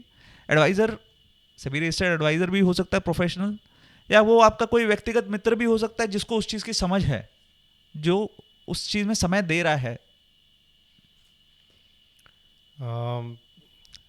लास्ट क्वेश्चन है या पता नहीं, बट मैं इंटेंड करूँगा ये लास्ट क्वेश्चन हो इन्वेस्टमेंट के बारे में, बिकॉज ये इतनी इंटरेस्टिंग चीज़ है और डीप चीज़ है कि जितना खोदो उतना कम है. Active versus passive mutual funds. आपका कोई एक लिंक्डइन पे पोस्ट देख रहा था, तो मेरे को मुझे ये एक बहुत क्यूरियोसिटी पैदा हुई मुझे क्लियरली. उसमें आपने शायद सिर्फ कहा था कि एक्टिव का कुछ डेटा था किसी का, और पैसिव पे बात की कि ये ज़्यादा बेनिफिशियल है, बट ये डिस्टिंक्शन नहीं दे पाए थे आप, जो भी वो पोस्ट था. तो प्लीज़ उस पर कुछ एक्सप्लेन कर सकते हैं तो ज़्यादा अच्छी तो इन्फॉर्मेशन देखिए, है. अभी पैसिव म्यूचुअल फंड्स जो हैं, जब वो यूएस में भी शुरू हुए थे तो शुरू में काफ़ी रेजिस्टेंस था, लेकिन धीरे धीरे उसकी ग्रोथ हुई.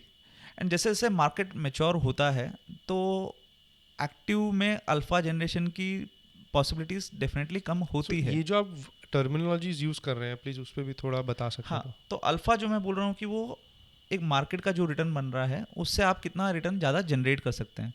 कि कोई भी जो एक्टिव मैनेजर है, जो एक्टिवली इन्वेस्टमेंट कर रहा है, मतलब आप रिसर्च करके स्टडी करके आप इन्वेस्ट कर रहे हो, ना कि एक इंडेक्स में जो कि एक बास्केट ऑफ स्टॉक्स है उसमें आपने बस डाल दिया पैसा. एक ऑलरेडी 50 स्टॉक का निफ्टी 50 है, उसमें आपने पैसा डाल दिया, उसमें आपको कोई रिसर्च नहीं करनी है.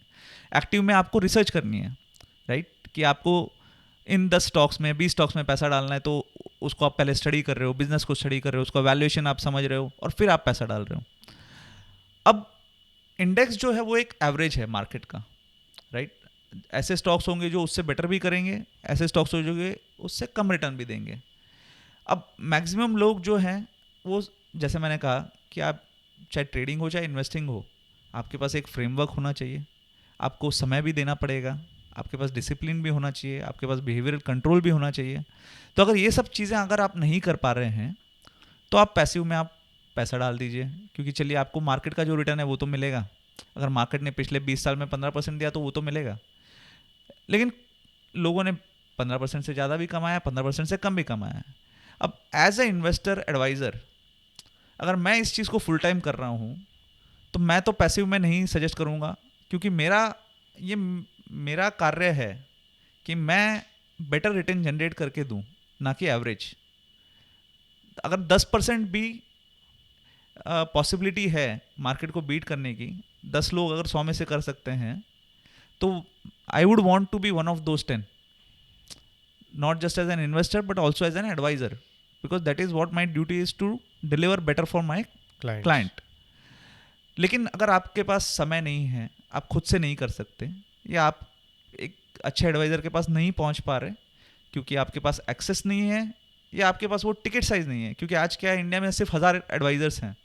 तो बहुत सारे एडवाइज़र्स जो हैं, अच्छे एडवाइज़र्स, वो बोलेंगे कि कम से कम आप अगर 50 लाख 1 करोड़ आप नहीं डाल रहे तो हम आपको एंटरटेन नहीं करेंगे, क्योंकि हमारे लिए ये तो ये तो वाइबल अपने नहीं आप ही है. टॉप 2% या टॉप 1% हाँ, हो तो गया. आज की तारीख में टॉप 1% को खाली एक्सेस है अच्छे एडवाइस का, बाकी लोगों को नहीं है. So this is also creating a bigger ridge between poor and rich. Exactly, it does, and that's the reason at multiple we are trying कि अच्छे एडवाइस का एक्सेस ज़्यादा से ज़्यादा लोगों के पास पहुंच सके, using technology as an enabler. क्योंकि जो इंडिविजुअल एडवाइज़र हैं उनके पास समय लिमिटेड होगा, राइट? वो कितना समय दे पाएंगे? तो आज उनको ये एक मिनिमम अमाउंट रखना ही पड़ेगा to have only a certain number of clients that they can handle. लेकिन using technology we can get advice to a larger set of people. तो मल्टीपल भी है, कुछ और भी डिजिटल प्लेटफॉर्म्स है जो ये कोशिश कर रहे हैं कि ज़्यादा से ज़्यादा लोगों के पास एक सही एडवाइस पहुँचे. हो सकता है HNI की लेवल का क्वालिटी का एडवाइस हम ना ले जा पाएँ सिर्फ टेक्नोलॉजी यूज़ करके, क्योंकि ह्यूमन इंटरेक्शन उसमें लिमिटेड हो जाता है बहुत ज़्यादा प्लेटफॉर्म में. पर्सनलाइज्ड लेवल पे होता है. हाँ, HNI में ह्यूमन इंटरेक्शन बहुत ज़्यादा है, हाईली पर्सनलाइज्ड है. लेकिन फिर भी अगर आज की तारीख में अगर लोगों को सिर्फ प्रोडक्ट बेचे जा रहे हैं और वो भी उनकी सूटेबिलिटी के हिसाब से नहीं बेचे जा रहे, तो उसके हिसाब से अगर उनको कुछ एडवाइस मिलता है तो वो काफ़ी बेहतर है. तो वो कोशिश हम कर रहे हैं इसमें. तो अभी आप जो इन्वेस्टमेंट की बात कर रहे हैं उसके ख़त्म होके अभी हम सेविंग्स पे आ रहे हैं. सेविंग्स की आपने बात कही, वेरी इंपॉर्टेंट एलिमेंट, क्योंकि आपने स्टार्टिंग में कहा था कि सेविंग्स होगी तो इन्वेस्ट कर पाएंगे आप। मल्टीपल के थ्रू जो आपका मास लेवल पे जो आपने अभी कही टेक्नोलॉजी से एनेबल कर पा रहे हैं, आपकी उसमें डेटा एक रिसर्च रही होगी।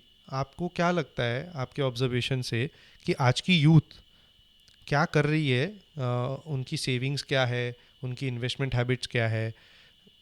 What is your observation, good bad? what should they improve, what are they doing good than maybe before the previous generation वाली चीज़? सो देखिए, अवेयरनेस डेफिनेटली ज़्यादा है आज की जनरेशन में about the different options. They are more willing to do things on a technology platform because they are digital natives. तो they are very comfortable using a app to invest. आज शायद मेरे as में भी कई लोग नहीं होंगे और पेरेंट्स के एज में तो obviously they are not very comfortable using technology for these things.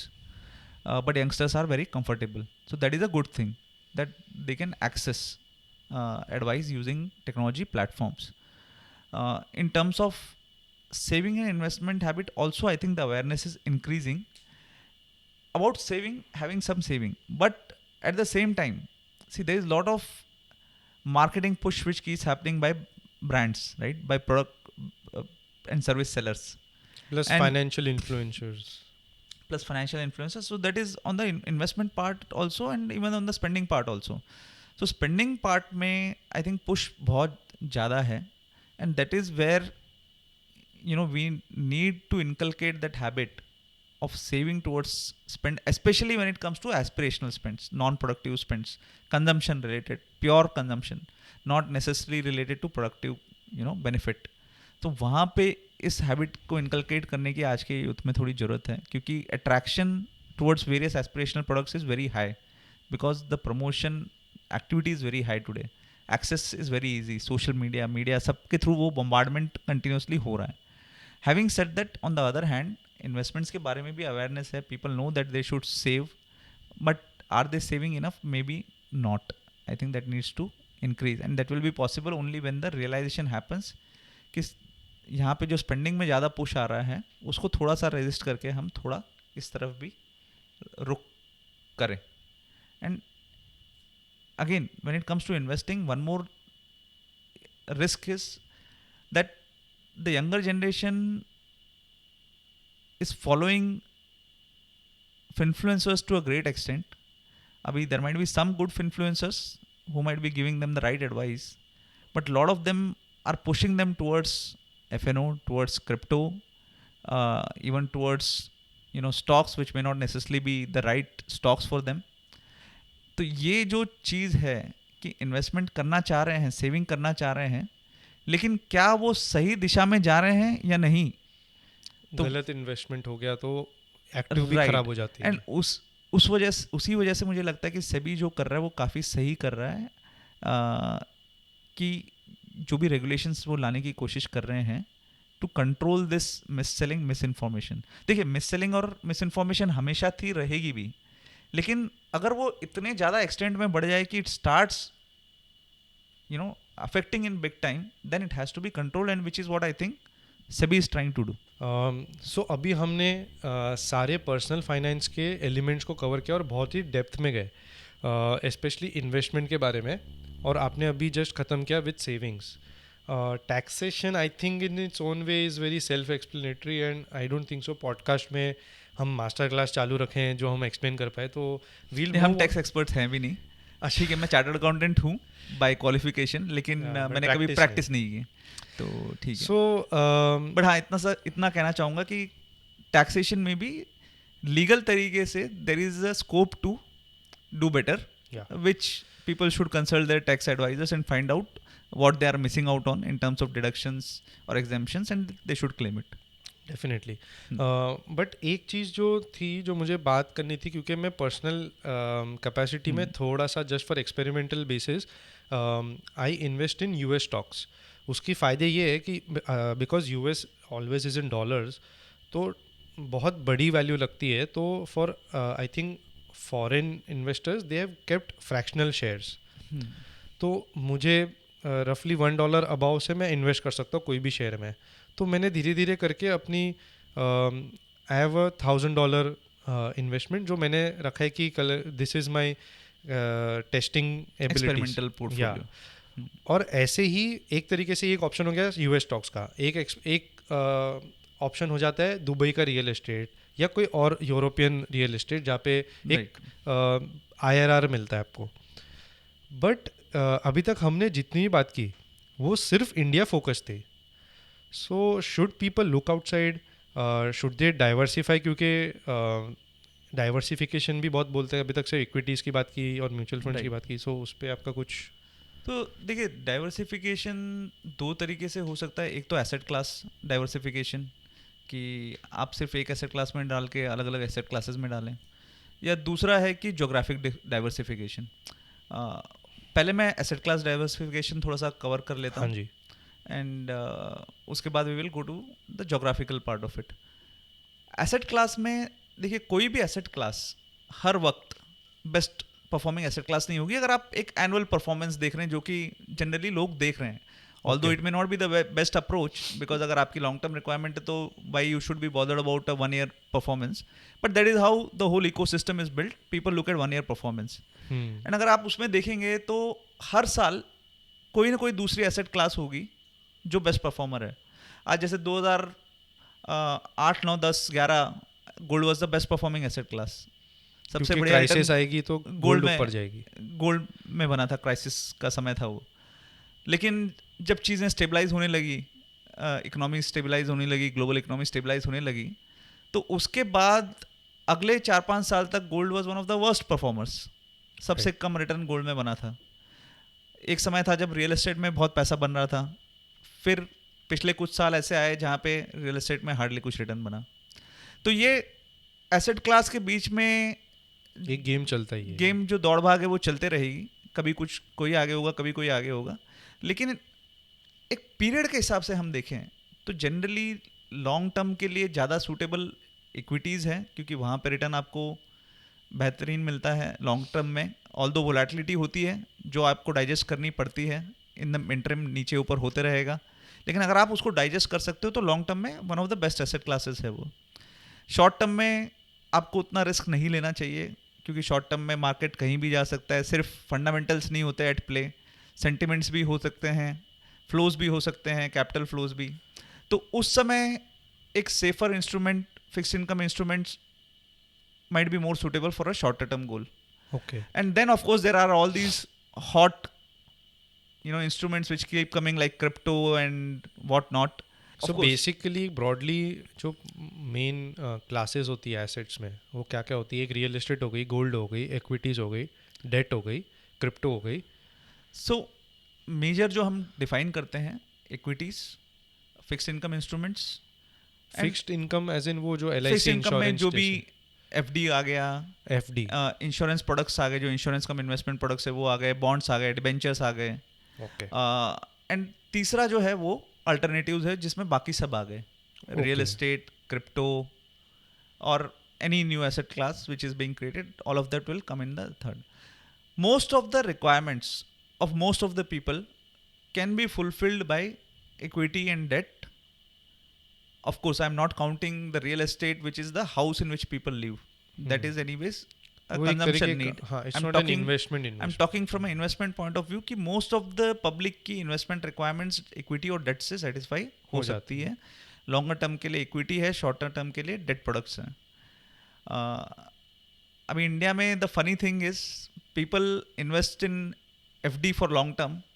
मतलब कोई 20 साल की FD नहीं बनाते, लेकिन 1 साल की FD बनाएंगे, उसको रोल करते रहेंगे, 1, 2, 3 साल की FD बनाएंगे, उसको ज़िंदगी भर रोल ओवर करते रहेंगे। और शॉर्ट टर्म के लिए लोग पैसा इक्विटी में डालेंगे, क्योंकि उन्हें क्विक रिटर्न चाहिए। होना चाहिए उल्टा।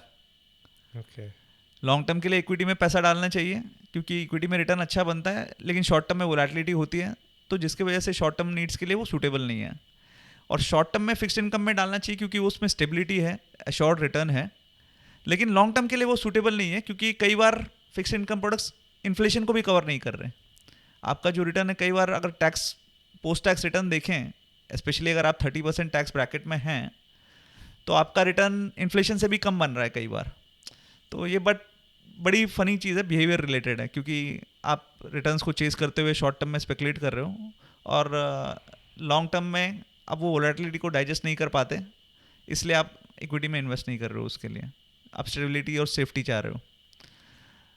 But coming back to geographical diversification or even the asset class diversification, I mean, this is what primarily is suitable, but even if some people want to have more options, they can have. But again, gold might be an investment to provide stability to the portfolio, because many a times gold has a negative correlation with other asset classes.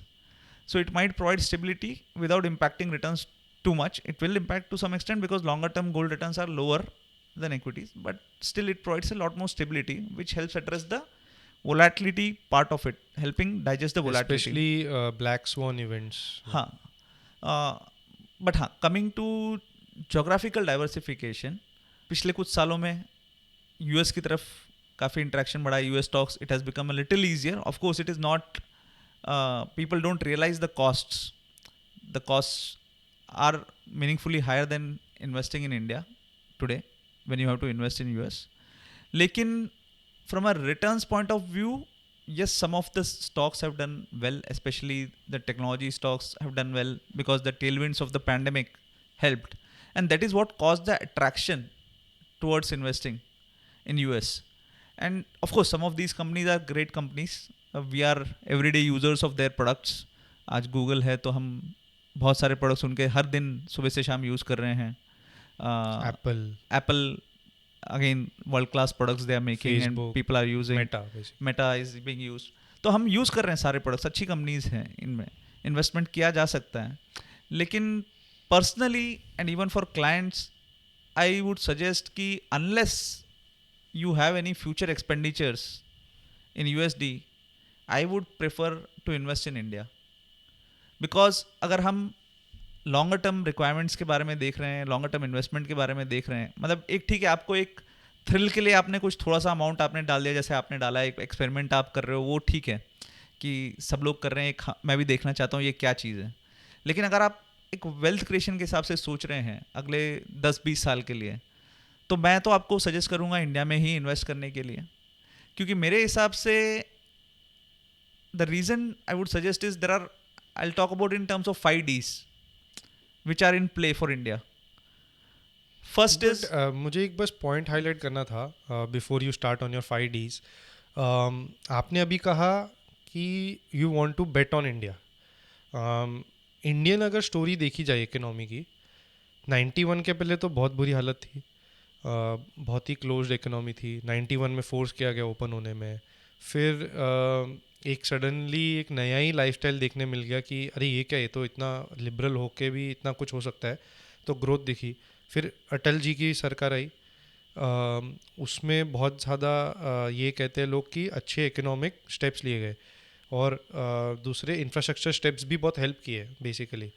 And then happened UPA 1 में I think उसके फ़ायदे मिले, plus जो world over एक gain था towards the जो tail winds थे वो हेल्प कर दिए. But then 2008 happened plus India के अंदर स्कैम्स आने लगे. I think you will be a better जज of it. I am just giving a summary, we can dive deeper when you say. उसके बाद में UPA 2 के टाइम के एंड तक हम फ्रजाइल 5 में आ चुके थे. तो फ्रजाइल 5 और अभी जस्ट 9.5 years हुए हैं. आई थिंक 9.5 years भी नहीं हुए हैं. वी आर दिसंबर में 9.5 years होगा. तो ये जो 9.5 years से कम टाइम गुजरा है from fragile 5 to where we are right now, where a person so well versed with stock markets, economics, finances, वो ये कह रहा है कि I will want to bet on India. Right. So 2013 में जब फ्रजाइल 5 डिस्कशन चल रहा था, ऑब्वियसली एक मायूसी का माहौल था देश में. पॉलिसी पैरालिसिस, छोटे बिजनेसमैन हो या जनरल पब्लिक हो, इन्फ्लेशन से परेशान थी पब्लिक. बिजनेसमैन है वो भी परेशान थे कई सारी पॉलिसीज़ की वजह से. ऐसा नहीं कह सकते हम कि हाँ सारी हमारी मुसीबतें ख़त्म हो चुकी हैं. हाँ जी. लेकिन चैलेंजेस हैं, रहेंगे, क्योंकि हम एक ग्रोइंग कंट्री है, डेवलपिंग कंट्री है. लेकिन काफ़ी सारे पॉजिटिव बदलाव हुए हैं. बिजनेसेस के लिए भी हुए हैं, सिटीजन्स के लिए भी हुए हैं. एंड इस दौरान भी हमें ये चीज़ नहीं भूलनी चाहिए कि हमने एक बहुत बड़ा चैलेंज फेस किया है, कोविड. हाँ जी, जो कोविड कि and then war. So despite Covid and its impact on citizens and the economy, we are at a stage where we are, which is commendable. आज तो जो इंफ्रास्ट्रक्चर बिल्डिंग हो रही है, एंड अगेन मेरे 5Ds में वो एक पॉइंट आएगा, डिजिटल इंफ्रास्ट्रक्चर. आई थिंक हम अंडर एस्टिमेट करते हैं, अंडर एस्टिमेट नहीं कहूँगा मैं, लेकिन हम टेकन फॉर ग्रांटेड लेते हैं, अंडर रेट करते हैं, अंडर रेट करते हैं, टेकन फॉर ग्रांटेड लेते हैं. आज यूपीआई हो गया, आधार हो गया, we just take it for granted क्योंकि it is so easily available to us. हाँ, और फ्री But- है. But if you go out of India and you talk to people about it, or even Indians, right? Schoolmate of mine, he came back to India after 10 years. And he was like, I got a culture shock because things have changed completely. I mean, UPI hai ya even otherwise in general, the way he's seeing aspirations, the way he's seeing, the products which earlier he had never seen in India but only in US. Now he's seeing all of those things here. So he was like completely taken aback with the scale of change that has happened in 10 years. Definitely, when the government came in, inflation was a challenge at that time. The government did a good job about it, reining in inflation. RBI को जो mandate दिया गया inflation को control करने के लिए, and fortunately, while there might have been little bit of hawkishness on the part of RBI earlier, but then after Mr. Das came, I think he has been more pragmatic than academic, and he has managed the situation well. उस समय ज़रूरत थी थोड़ा ease up करने की क्योंकि inflation control में था, एंड इंटरेस्ट रेट्स हमें कम करने की ज़रूरत थी to give a fillip to the economy, which he did. But now when last year inflation started shooting up again, he was again proactive and raised rates which nobody was expecting at that time. Market expect नहीं कर रहा था, लेकिन RBI ने किया. So I think the government and the RBI have worked together well to keep the economy in a state of check, in a state of balance, rather than going to any extreme. जैसे Covid के बाद कई सारी global economies ने काफ़ी ज़्यादा पैसा pump in किया, इंडिया ने वो नहीं किया. But at the same time we took care of the people who were in need, took care of the smaller businesses who were in need. Credit बहुत अवेलेबल कर दिया था. Right, but we didn't go free पैसा नहीं इन दिया. Extravagant mode of spending. So I think somewhere right steps have been taken. And again, coming to the 5Ds, which I was talking about. So Hanji. digital, of course, we just spoke about how we kind of take it for granted. But the whole digital infrastructure which has been built, whether for payments, whether Aadhaar, and plugging the leakages in the system, and other things which are happening on the digital front, right? Like अभी हम advisors हैं, तो हमारे लिए account aggregator जो आ रहा है वो बहुत ही एक major change होगा, right? क्योंकि उसमें by taking the consent of the people, we can get access to their financial data and help them plan better, give them more comprehensive financial advice. क्योंकि आज की तारीख में डेटा कलेक्शन बहुत difficult होता है, क्योंकि लोगों को खुद को कई बार पता नहीं होता कि हमारे पास क्या इन्वेस्टमेंट्स है, हमारे क्या फिनेंशियल डीलिंग्स है. तो वो सब चीज़ें जब एक प्लेटफॉर्म पे आ जाएगी, तो ऐसे कई सारी चीज़ें जो हो रही है इंडिया में on the digital front, which are kind of coming together now finally. Even on the lending side, right? People inclusion. So credit is not bad, right? If it is being used for productive purposes. Although हमारा app जो है, people might think we are anti credit, कि हम बोल रहे हैं save करो, credit मत लो. लेकिन हम ये नहीं कह रहे कि क्रेडिट मत लो आप स्पूरियस कंजम्पशन के लिए, कि आपको फॉरेन ट्रैवल जाना है उसके लिए आप ट्रैवल नाउ पे लेटर मत करो. हाँ जी.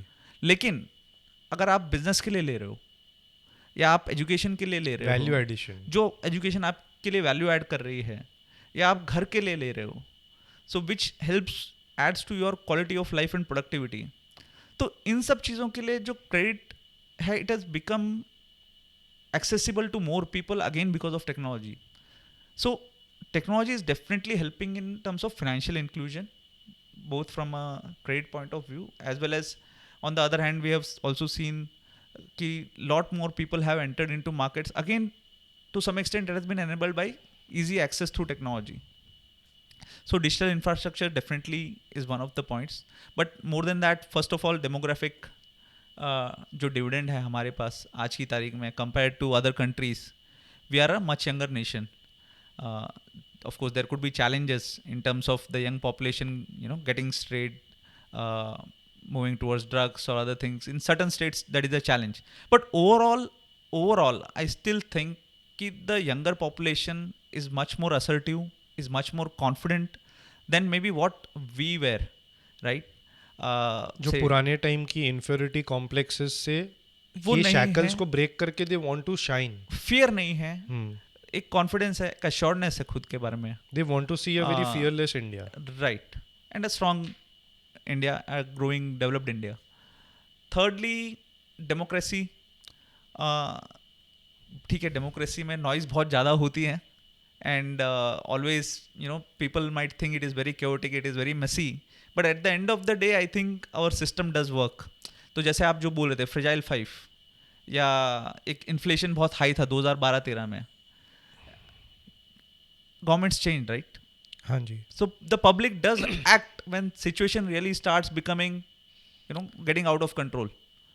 So और वो भी ऐसे टाइप की मैंडेट दे दी जो किसी ने सोची भी नहीं थी. exactly, so democracy does work in India, and today the government is doing great.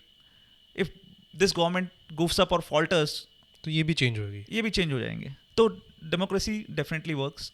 Third, so demographics हो गया, डेमोक्रेसी हो गया, डिजिटल इंफ्रास्ट्रक्चर हो गया. Now fourth point is the dynamic leadership that we have in the country today. जब हम high school में थे 30 साल पहले, हमें लगता था क्या इंडिया को कभी कोई स्ट्रॉन्ग लीडर मिलेगा या नहीं, क्योंकि हमेशा हम डाउट में रहते थे चीज़ों के बारे में. As a country also, as citizens also, confusion रहता था, फियर रहता था, एंड कई बार ऐसा भी लगता था, दोस्त कहते थे कि हाँ, इंडिया को तो डिक्टेटर मिलना चाहिए तभी हम कुछ कर पाएंगे, नहीं तो ये सब जो प्रॉब्लम्स हैं अनएम्प्लॉयमेंट की, पॉवर्टी की, पॉपुलेशन की, ये सब सॉल्व नहीं हो पाएगी कभी. एंड मुझे लगता है कि आज वो फीलिंग नहीं है यंगस्टर्स में, तो वैसे भी नहीं है कि डेमोक्रेसी में वापस एक ट्रस्ट बिल्ड हो गया है कि ये डेमोक्रेसी में रहते भी इतनी डायनामिक लीडरशिप मिल सकती है. राइट. तो आज वो फीलिंग नहीं है कि हाँ, हम कुछ कम हैं किसी से. And not just in the new generation, जिसमें शायद वो फीलिंग वैसे ही कम थी क्योंकि they grew up in a very different India, but even in people of our generation who grew up at a time when there was lot of fear. I mean, even if you link it to investments, saving उस समय लोग ज़्यादा करते थे क्योंकि fear भी था. तो सेविंग करना चाहिए, अच्छी चीज़ है, लेकिन शायद उस समय एक्सेस सेविंग कर रहे थे लोग, खर्चा नहीं करते थे, बहुत ज़्यादा पैसा बचाने का सोचते थे, क्योंकि हमेशा ये फियर होता था कि कल क्या होगा मुझे नहीं पता, कल देश में क्या होगा मुझे नहीं पता, क्या मेरी नौकरी रहेगी मुझे नहीं पता. तो आज वो फियर नहीं है, तो मल्टीप्लाइंग इफेक्ट कम होता था तो ग्रोथ भी कम होती थी. राइट. एंड आज वो फियर नहीं है, बिकॉज अगेन माइंडसेट जो चेंज लाने में मेरे ख्याल से लीडरशिप का बहुत बड़ा रोल है. तो आज माइंडसेट ऐसा है कि आज हम किसी से कम नहीं है, हम भी कुछ भी कर सकते हैं. बट ये आप जो माइंडसेट की बात कर रहे हो, ये एज अ यंगस्टर, मतलब I am a 95 born person, right, millennial गिनते हमें. मुझे जब ज़्यादा अक्ल आने लगी, समझ आने लगी चीज़ों की थोड़ी सी, तो रफली 2002-2003 जब मेरा इलेक्शन ईयर भी आने लग गया था, तो समझ में अच्छा ये सब क्या हो रहा है, बीजेपी क्या है, कांग्रेस क्या है, अच्छा अटल बिहारी वाजपेयी हमारे पीएम है. तो वो एक समझ आने लग गई थी तभी, तो एक जीके जो होता है, एक जनरल नॉलेज, वो बढ़ने लग गई. तो वो एरा जब देखा था मैं देख रहा हूँ इंडिया 2003 के वर्ल्ड कप के फाइनल में गई है, तो मैंने हमेशा एक स्ट्रॉन्ग इंडियन क्रिकेट टीम देखी. उसके पहले इंडिया बहुत टर्मोइल में थी. मैंने एक बार ऐसी कुछ न्यूक्लियर की बात चली, तो मैंने पापा को पूछा क्या हम न्यूक्लियर पावर है, तो उन्होंने बोला हाँ हम है, बहुत ही प्राउडली बोला. तो मैं बोला अच्छा चलो ठीक है. मुझे थोड़ी ही पता था कि न्यूक्लियर पावर होना एक तो बहुत बड़ी बात है, प्लस इंडिया ने जैसे न्यूक्लियर पावर बनने के लिए जो भी एक प्रोसेस था या जो एक मुश्किलों से गुजरी, वो जो स्टोरी थी वो तो रियलाइज़ ही नहीं की थी मैंने तभी. तो और तभी अब्दुल कलाम जी प्रेसिडेंट थे, अटल बिहारी वाजपेयी जी हमारे प्राइम मिनिस्टर थे. उन्होंने इंडिया शाइनिंग का नारा दिया, और अब्दुल कलाम जी ने कहा कि इंडिया 2020 वो उनका ड्रीम है. और हमने हमेशा ही स्कूल में भी वो सुना, इवन टीचर्स वो कहती थी, I think that's a very good reinforcement. तो हमने हमेशा से एक स्ट्रॉन्ग इंडिया देखा, तो हमारे पास वो जो डेफिनेटली इन्फीरियरिटी कॉम्प्लेक्स थी. बिल्कुल. तो वो विजन और माइंडसेट चेंज का फाउंडेशन उन्होंने रखा। अटल जी ने रख दी मेरे ख्याल से, अटल जी के टाइम से। हाँ, तो जैसे अटल जी, अब्दुल कलाम थे, उन्होंने वो एक विजन दी, लेकिन उसको विजन को एक्चुअली क्रियान्वित करने में आई थिंक मोदी जी का बड़ा हाथ है, जहाँ पे उन्होंने वो माइंडसेट चेंज जो शुरू हुआ था उसको कल्मिनेट किया है आज, जहाँ पे लगभग majority of the country feels that way कि हाँ। And now we feel we are an unstoppable force. अब जो हमने 2000 में सुनी थी बातें, वो अब फ्रूशन ला रही है। Finally we are achieving maybe the 2020 का ड्रीम शायद 2040 हो गया होगा या 2030 हो गया, वो जो आइडियली वही होना चाहिए था, पर वो अब एक लग रहा है कि यार दिस इज़ अ पॉसिबिलिटी। पहले लगता था कि हम सिर्फ सोचते हैं, हम सिर्फ बड़ी बातें करते हैं, हम कर नहीं रहे। राइट, आज हम इस सोच से चल रहे हैं कि हाँ ये करना है, हम कर सकते हैं। अभी चंद्रयान 3 है, आदित्य मिशन। बिल्कुल। तो पहले था कि हाँ शायद हम कर लेंगे, शायद नहीं कर पाएंगे, हमेशा ऐसा कन्फ्यूजन रहता था। मतलब पोटेंशियल हमेशा से पता था हमें, ऐसा नहीं है कि हम स्कूल में थे तो हमें पता नहीं था कि इंडिया में पोटेंशियल है। पोटेंशियल था, लेकिन साथ में डाउट भी था कि हमको करना है, शायद कर लेंगे पर शायद नहीं भी हो।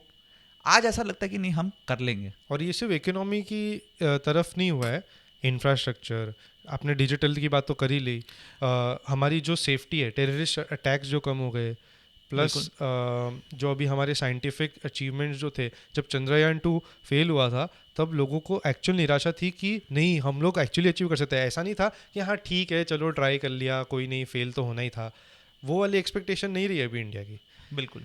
तो वो I think overall also gives in to the economy side की, जब अब कोई भी एक आज स्टार्टअप के बारे में सोचता है, राइट, तो कॉन्फिडेंट होता है कि ये इंडिया में सक्सेसफुल हो सकता है। राइट। तो जो टॉप पे जो कॉन्फिडेंस और फियरलेसनेस है, आई थिंक वो आज काफ़ी हद तक सिटीजन्स में भी आ चुकी है कि people are assured, people are not as fearful, they are willing to take the risk of doing things and innovating out of India for the world. And last point जो है डिमांड, ये तो कोई डिबेट नहीं कर सकता है। मेरे ख्याल से इसमें डिस्कशन की भी जरूरत नहीं है। पेनिट्रेशन इंडिया में आज भी कम है, एस्पिरेशन लेकिन बहुत हाई है। तो and India is at a level of stage of economic growth की जहाँ से डिस्क्रिशनरी कंजम्पशन काफ़ी बढ़ेगा। And at an inflection point, we are at an inflection point.